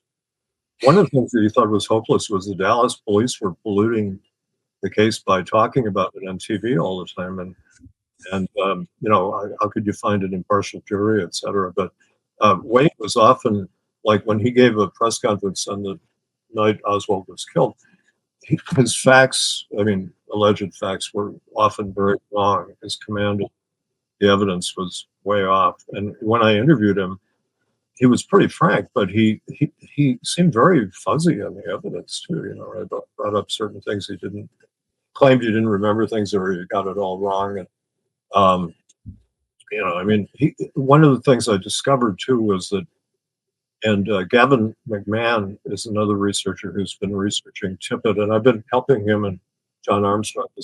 One of the reasons I wrote this book was hoping other people would pick up on the Tippit case and do their own on it, which is what you should focus this on. Other people will. You know, and Gavin has a new article in Garrison, that journal on conspiracies, and it's about William Menzel, who was a policeman. He was the guy who was assigned to the district in which Tippit was killed. And I identified Menzel as a part of the plot to kill, well, Menzel and Tippit were sent to track down Oswald shortly after the assassination. And I was tipped off to this. This actually had been rumored since way back in the 60s, but Edgar Lee Tippit, who was Tippit's father, I interviewed him, and nobody had interviewed him except the FBI had briefly interviewed him.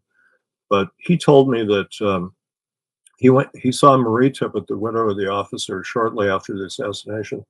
And she said a Dallas policeman had come to her and said that her husband and JD were both told by the Dallas police to go after Oswald by name in Oak Cliff. They knew that he was headed toward his home in Oak Cliff, and he may have been surveilled, you know, from the school book depository to Oak Cliff. But anyway, these two policemen were sent to track him down, and it couldn't have been any later than 12:45. So within 15 minutes of the assassination, they were both driving around Oak Cliff trying to find Oswald. And Menzel gave preposterous stories to government investigators, claimed he was having lunch at the time, and he gave conflicting stories about it. But Mrs. Tippit said, well, the other officer got into a auto accident, didn't make it to the scene, but JD made it and got killed. And that officer felt bad that he had didn't make it there and JD died. And then I was able to identify William Menzel as that officer. As I said, he was the guy assigned to that district. And Menzel's widow, Ardice Menzel, gave an interview to the Sixth Floor Museum. You could see it online. And she said that her husband came home that night and felt really guilty that JD had died for him, basically, is what he felt. And then I found there was a fender bender nearby, just a few blocks from where Tippit was murdered around the same time. And Menzel was the officer sent to that scene. And he cleared the accident very quickly, which, even if it's a fender bender, there's a little paperwork involved. But he cleared it real quickly. And then he gave some strange stories about he drove over to where Tippit was killed, and one version he drove past the scene because there were so many policemen there. Doesn't make any sense. I mean, he's the guy assigned to the district, and JD was his friend and partner, and he didn't stop. I mean, it's preposterous, So I mean, that's another. The people have Gavin McMahon and John Armstrong started to follow up on some of these leads that I found, and leads of their own. We differ, though, because Gavin and Armstrong, at least Gavin still thinks that Oswald shot Tippit, and I haven't been able to convince him that it didn't happen. It's a cold case, and it's hard to thing down after all these years. But Armstrong has a theory about two Dallas police officers, William Westbrook and Kenneth Croy, he thinks were the people who killed Tippit. Westbrook was the head of personnel. Who was the head of personnel who was not a uniformed officer, all running around doing all kinds of things in Oak Cliff. Armstrong thinks he planted the jacket.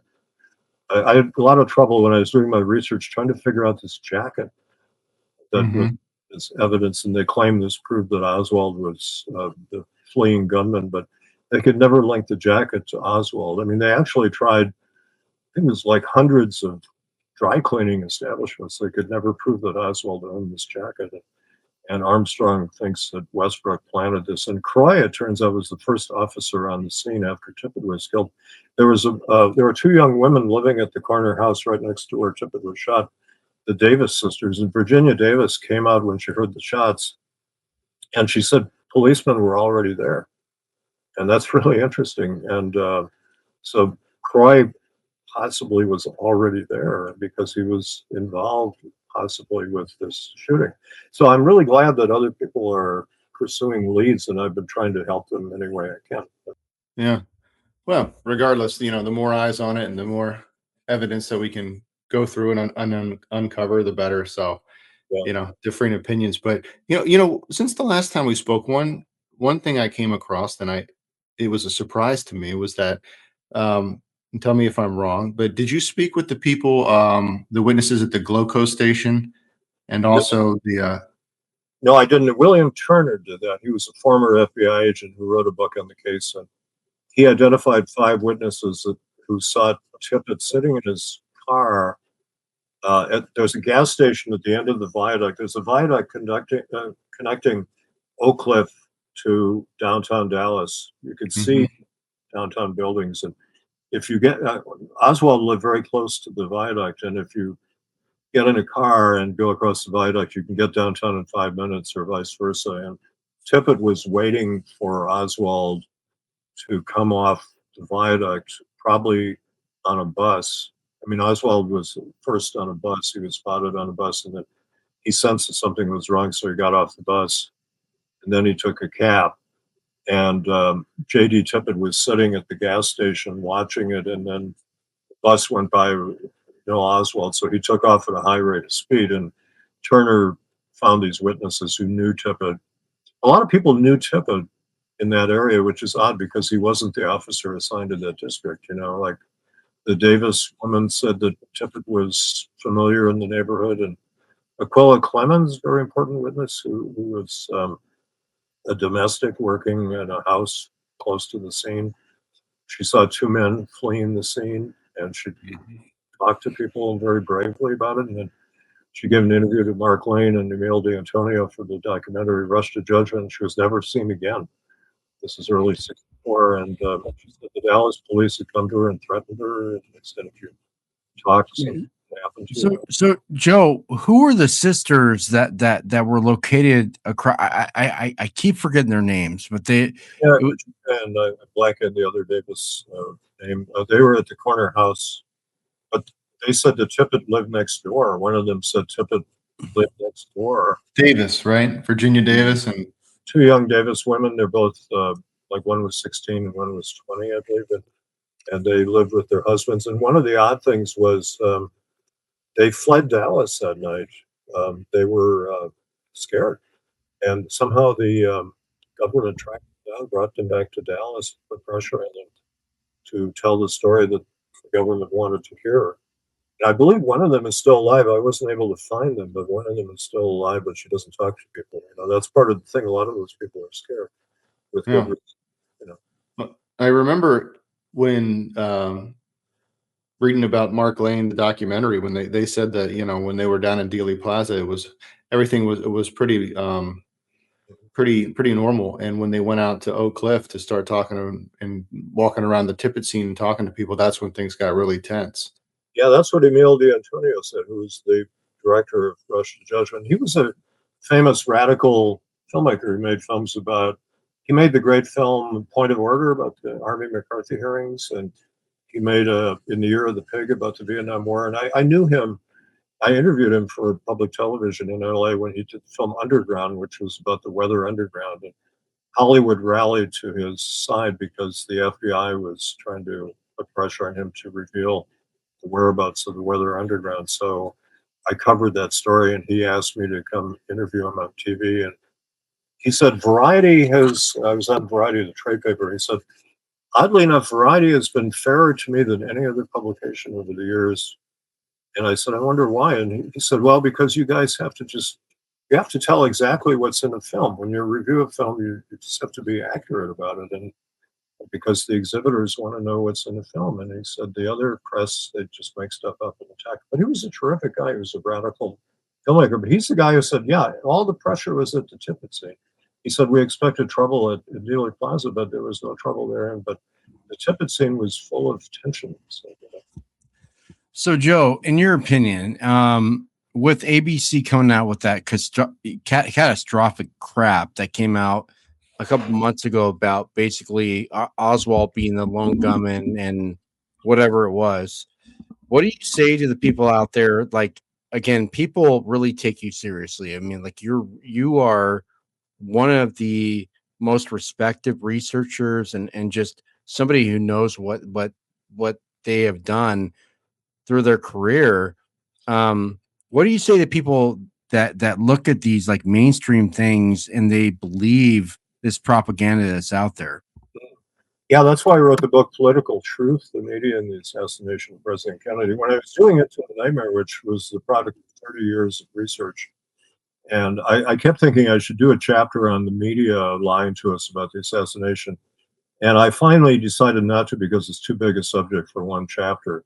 I just wrote one chapter about what I call the 4-day docudrama on TV that weekend when Kennedy was killed. Like most people in America, I was watching TV most of the weekend, and you had the shocking, murder of the president, and then capture of the suspect, and he was tried and convicted on TV that night. And I by the end of the night, for a number of reasons, I didn't believe he was guilty, and then he was murdered in the police station, surrounded by about 60 or 70 policemen and media people. And then the grand climax was this magnificent military funeral, which is ironic that he had a military funeral because I think it was a coup d'etat involving the military overthrew the president.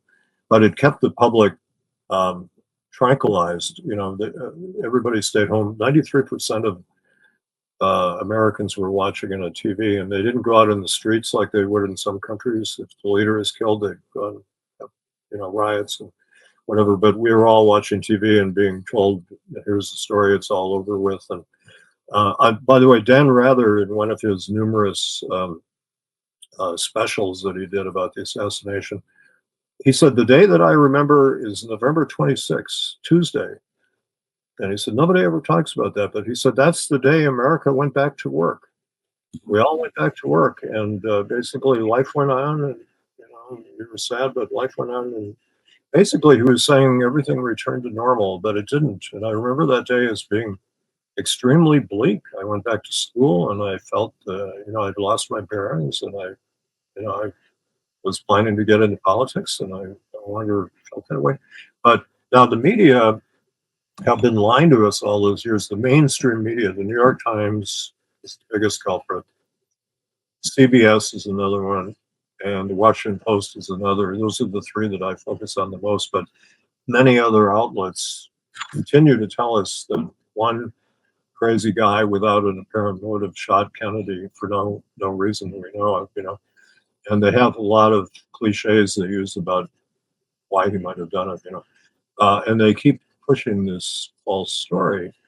And if people come up with alternative explanations or accounts like some of the things that I've mentioned and other people have mentioned, they call us conspiracy theorists, which is CIA promoted term to shut down discussion and also to stigmatize critics of the Warren Commission as being crazy, basically, is what they try to do. So to get the truth of the assassination, you need to. I like the internet, and the internet gets a lot of abuse because people say there's a lot of junk on the internet, and there is, of course. But there are also podcasts like yours and other people's podcasts, and there are forums where people can discuss the assassination, and there are blogs. Anybody can have a blog. It really democratized the media. And there's a famous science fiction writer, Theodore Sturgeon, who came up with Sturgeon's law. Somebody saw him at a cocktail party, and they said, "What are you doing?" He said, "I'm a science fiction writer." And this person said, 90% of science fiction is crap. And he said, 90% of everything is crap. And that's Sturgeon's law. So that's true of the internet. 90% of it may be crap, but the 10% is worth, I used to teach when I taught, in the film department at San Francisco State, I teach media literacy and how to be critical of the media. You have to really look at a lot of sites and sources, read a lot of newspapers, and make up your own mind on them. And don't take everything from one site, like a lot of people take all their news from Fox News or MSNBC or whatever. But you have to compare stories and how they're played in different newspapers, and then you listen to podcasts, and if guys like you are truthful and reliable, okay, listen to what you have to say, but make up your own mind, and the same with blogs and also books. There are a lot of books that are that tell the truth about the assassination, but there are also bad books that come out. There's one called The Housewives Underground that I'm reading right now, which is really an awful book. Makes kind of fun of some of the early researchers, and including Mark Lane, vilifies Mark Lane, and but people do interesting books on different aspects of the case. And then there are films, documentary films and films like JFK and JFK Revisited and various films, So the alternate media is what I'm trying to say is still alive and telling the truth. Well, I think the biggest problem with our community right now is that we have literally like a guerrilla warfare with us. I mean, like we are battling, like people have their theories here, there. Joe, more than anybody in your expertise for years and years in doing this, that if somebody believes something, they are going to stand in that camp and they're going to fight for it. And if you like even disagree, like minutely, like people are going to be really upset and like spew anger and this and that. And I think the problem with that is that, again, when you're getting into this case, I mean, like for me, I got into this case when I was about 13 years old with my grandfather. Even earlier when he told me basically like, don't believe what you see in the history books. Somebody like you who has been through everything. I mean, I would say that, whether it's the James Files people, whether it's like all these other people that are out there, I think it's really important to really stick to factual like documents or, I mean, again, I mean, you cannot solve this case off of like really a massive red herring. I mean, like this thing is like so in deep, so involved. Joe, you're the biggest expert I know by far with David Josephs. I mean, like maybe you can expand upon that. Well, there's a famous quote from Daniel Patrick Moynihan, who was in the Johnson administration, Kennedy administration. He became a U.S. senator, and he said, I used to quote this to my students. He said, everybody is entitled to his own opinions, but everybody is not entitled to his own facts. You know, but in today's culture, and I heard this from students occasionally. You know, some student would say something that was just factually incorrect about American history. I remember this in a class, and I said, "Well, it's just not correct because the truth was such and such." And she said, "Well, it's my truth." You know, and I thought, "Wow, that's a really strange thing to say." But then I've been reading that there is a kind of a mindset out there of we all have our own set of truths. You know, and Errol Morris, the great documentary filmmaker, is an old friend of mine from college, and we've talked a lot. And he wrote an entire book about this because he really reacts against people treating truth as a subjective thing. You know, there's a postmodern attitude that there is no such thing as truth, and Errol rejects that. And he's had it's called The Ashtray. He wrote a book because he was arguing with a professor at Princeton, I think, about this, and the guy threw an ashtray at him. You know, that's why he calls it the ashtray. But he thinks, you know, part of our job, he's a documentary filmmaker, I'm a historian, you guys are historians. Part of our job is sorting out facts from myth and falsehood. And certain things are factually provable. And I mentioned the ballistics in the Tippit murder. And if you're going to claim that Oswald shot Tippit, you have to get around, well, you can't get around the ballistics. How do you prove? You know, I mean, to me, that's what settles a murder case is you have to have physical proof. You have to make sure that, well, I was going to say, put the person on the scene. That reminds me of Chief Curry at the Dallas Police Department was asked on November 23rd on live TV, did Oswald kill Kennedy? He said, well, if we can put him in the window with the rifle, we'll solve the case. I mean, they literally put him in the window with the rifle. Interesting choice of words, you know. But nobody could prove that he was in that window, and nobody could. I mean, they tried to prove that he owned the rifle, but he didn't. And there were contrary sightings of him in the school book depository, et cetera. So you have to be able to look at hard evidence, and if you can't prove it, then your opinion doesn't really matter. You know, Right. That's why you have to be quite critical of every source. One of the things that's really actually been a very good discipline for me psychologically is not to take anything at face value. And the Kennedy case has taught me this. You cannot take any.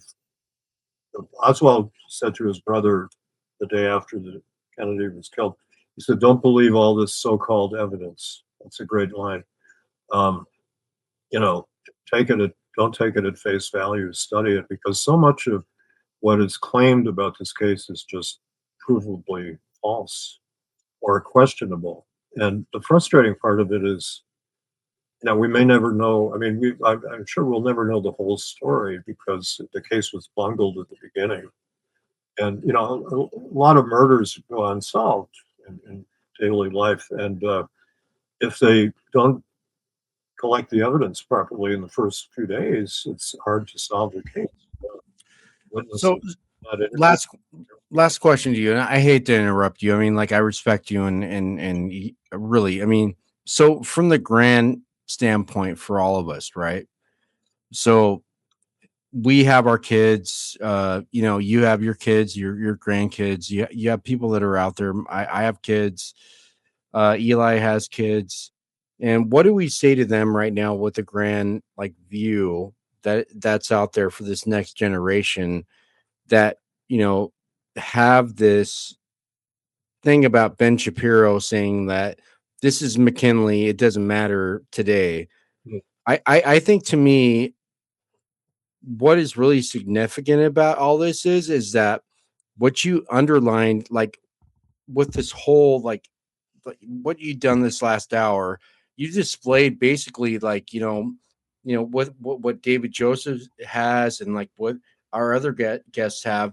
I mean, like this is a injustice to our country. I mean, like, we're not getting the truth. And I feel like we have to keep pressing on this Yeah. over and over and over. And look, I mean, a small little show like us, I mean, we're only going to get our voice out there so much. But I mean, what do you say to the younger people that are out there right now that have no idea? Well, when McKinley was shot, he was an imperialist and he helped create the American Empire, but he was succeeded by Theodore Roosevelt, who was also an imperialist. So things didn't radically change like they did when Kennedy was killed. He was trying to end the Vietnam War, and that's provable. And Johnson, 2 days after Kennedy was killed, secretly expanded the war in Vietnam. And we didn't know that at the time, but now we know. So, I mean, it had a huge effect on our country. We had this ruinous war that two things really destroyed our faith in government, because when I was a kid in the early 60s, we tended to believe the government when they told us things, and we were naive. But when Eisenhower lied about the U-2 airplane, we were shocked the president lied to us. But, well, I mean, presidents have been lying since George Washington. But,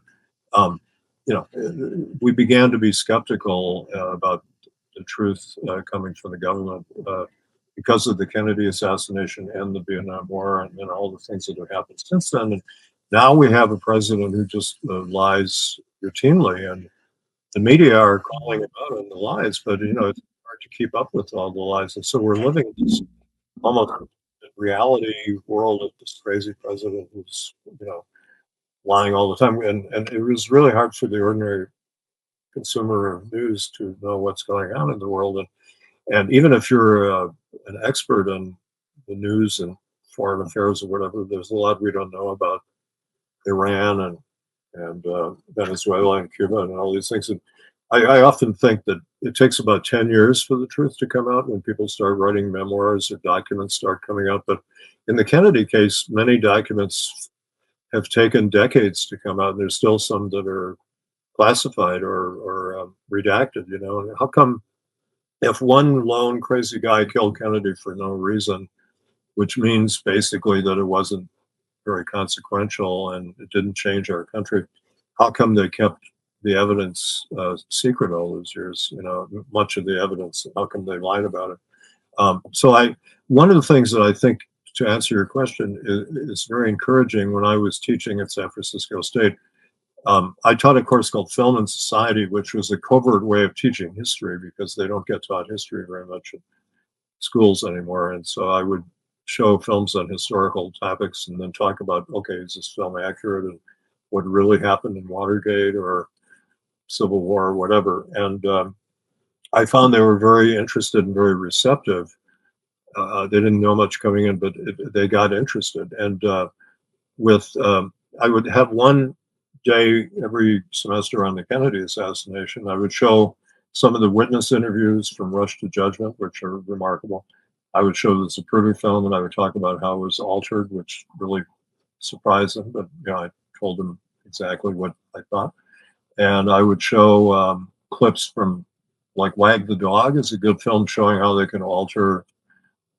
They can make up a piece of footage to justify a war, and that can happen. And anyway, it was kind of a quick overview. And then I would show the summation that Garrison's character gives in JFK when he says, let's speculate what really happened. It's about 22 minutes long, and Oliver Stone brilliantly shows you what really happened. And it's pretty accurate. It's not entirely accurate, but the film, ironically, was accused of being a big lie and falsehood. But the big lie and falsehood is the mainstream media, and the more truthful account is Oliver Stone's JFK, ironically.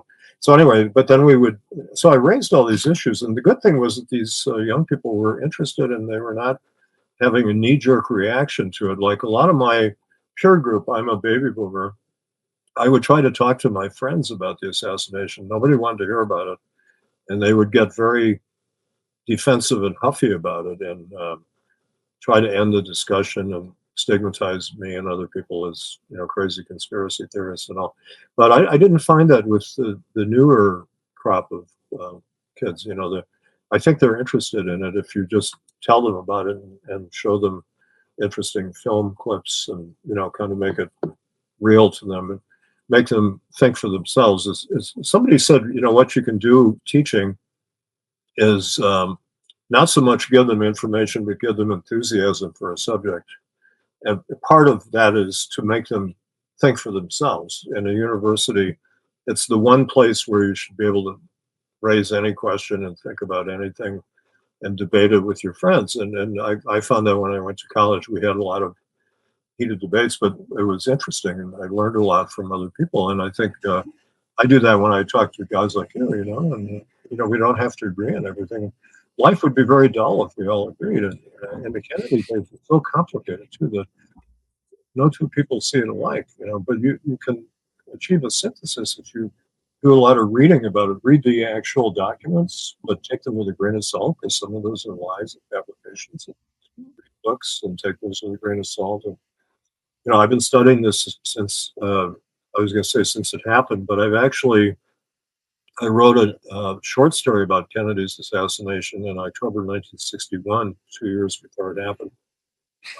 In my freshman English class at Marquette University High School, it was called The Plot Against the Country. And since I had worked for JFK and Steve, I was aware of his security.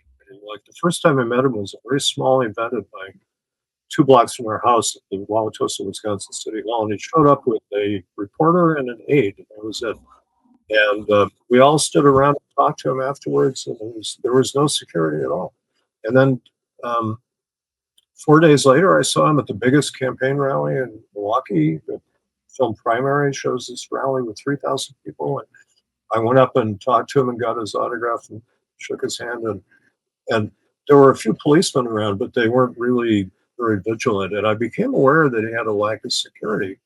And I was a student of the Lincoln assassination, so I was concerned about this, And so I began thinking, I was worried about him. And so when he was shot, I wasn't totally surprised. But I wrote this short story 2 years before it happened, When he was shot, I heard about the cafeteria line at school, and I ran to a radio.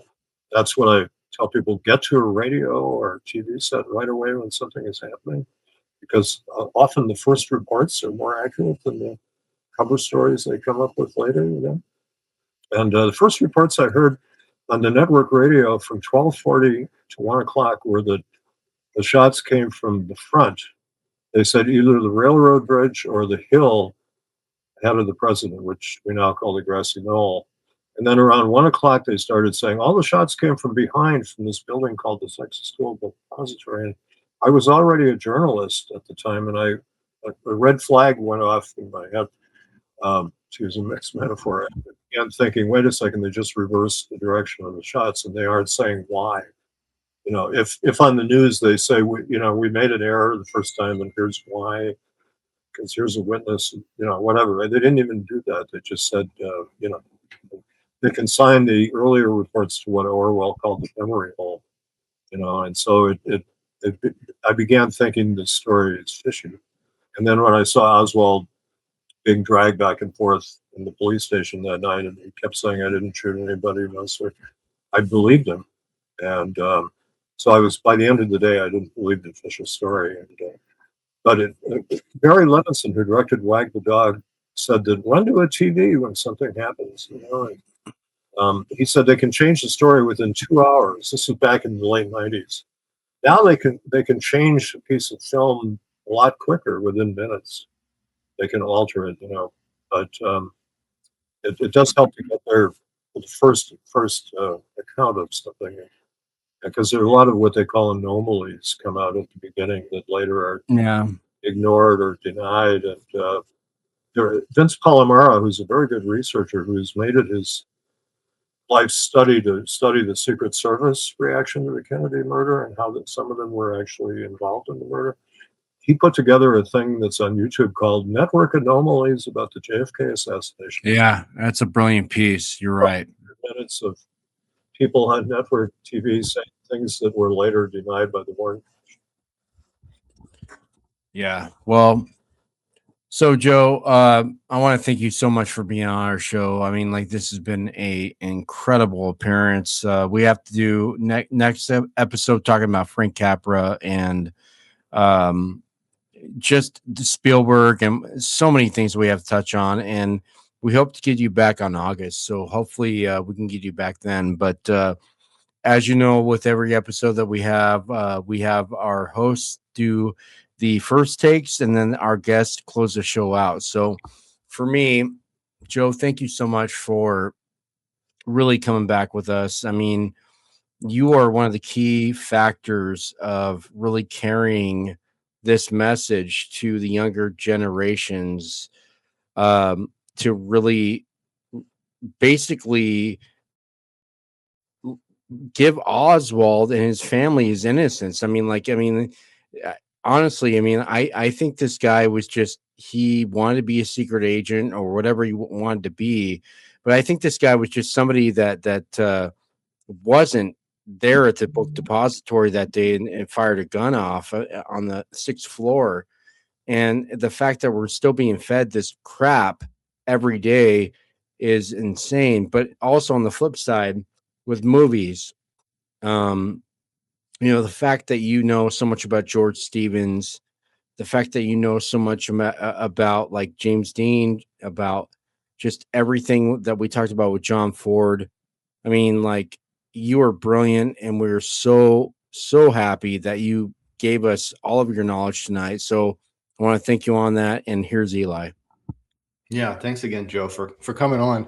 I look forward to watching a few of the movies that you mentioned. Unlike Tim, I'm not as much of a cinephile, at least not at this stage of my life with small children. I don't get a lot of movie time, but I do want to recommend to anyone listening who has not read it, Into the Nightmare, a fantastic book, and a great dive into the Tippit murder specifically.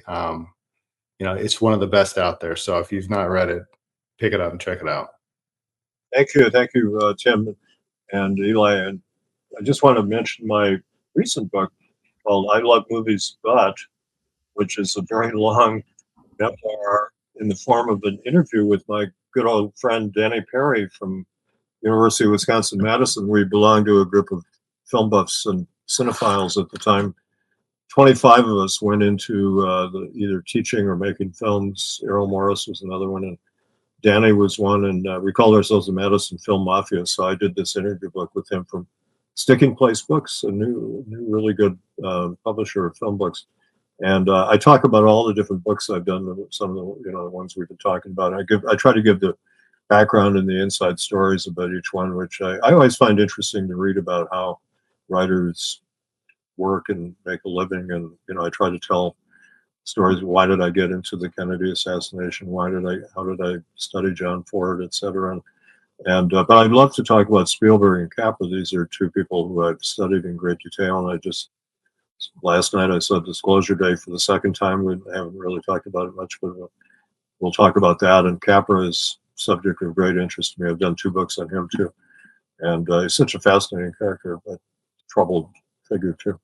But studying these people, you learn a lot about America and our way of life, and what's wrong with our country. The disease that we're inflicted with now was partly damaging some of these people, and certainly Capra he loved America, but America trade expense. Anyway, but it's great talking to you guys because I like to be eclectic. One thing I say in this, I love movies, but I've made my career out of writing about movies. But my real interest is the Kennedy assassination, and I don't do that for a living because you can't make money off it unless you write books supporting the Warren Report, which I know too. So I invest my own money in researching the Kennedy assassination. Put a lot of time and effort into 2 books, and I'm really glad that people are interested in. That's what you hope, and it's so important to our country that we understand our history, and especially something like that, an unsolved murder of the head of state that the government has covered up. What could be more awful and serious than that? Yeah, no, I agree with that. I think the thing is that, we face this every day, right? So, like, we have this, like, one of the best interviews that we ever did was with our last episode with Scott Reed. Scott Reed basically comes out here, and he's from Scotland, and he comes out here and he talks about like there's no evidence basically linking Oswald to the assassination, and he has no fight in the game, right? So like he basically he's done his research. I mean, like he has really gone on for a long time about this, but I mean, like last episode, he basically methodically displays like everything that you would see about this, and it was basically a panic game from the Warren Commission or somebody that was really trying to give Oswald like a back story to lead up to this murder, to quote unquote the assassination of the president. And so the thing with me, and I know we have to close out, but why I think your point is so really impactful is that we don't take the time to really look into what's going on around us. I mean, we look at like, you know, the Iraq war and everything that's going on around us, but we don't want to question it because we worry about paying our bills and everything that's just going on in front of us. But I mean, I think it is blatantly obvious to all of us who really give a shit about what's going on in society that Kennedy was actually murdered by his own country. And I'm not going to back off on that. Yeah, and I think my conclusion about Oswald, we can talk about it more because it's a big subject, but he was working for the FBI as an informant. He met with him 3 times that November, which I discovered doing research, and he was infiltrating the plot against Kennedy. He didn't realize that he was going to be blamed for it. And that's what happened. And he was a patriotic American, and I got angry that an innocent man was lynched for he didn't commit 2 crimes. Tippit and Kennedy, and you know, when you say, yeah, people are concerned about, you know, like they vote on the basis of price of gas, price of food, and that's how Trump got elected. And but we have to look at the bigger picture. And of course, you're conned by somebody like that who violated all his promises. But we have to look at: do we really want to go to war in Iran? Do we want to invade Cuba again? You know, things like that. These are the biggest issues. But there's a kind of Orvidal called it the United States of amnesia, because we tend to forget our history. We've done some of these things before, and you learn from your mistakes if you're a serious person. And but our country tends to put it down the memory hole. And we don't learn from our mistakes, and so people vote for these fraudulent characters or crooked characters. I mean, it's not the first time it's happened, but we're in a pretty bad state. And it is a good time to really study history. You know, at the National Archives, it's carved on the front. It's to study the past. Yeah.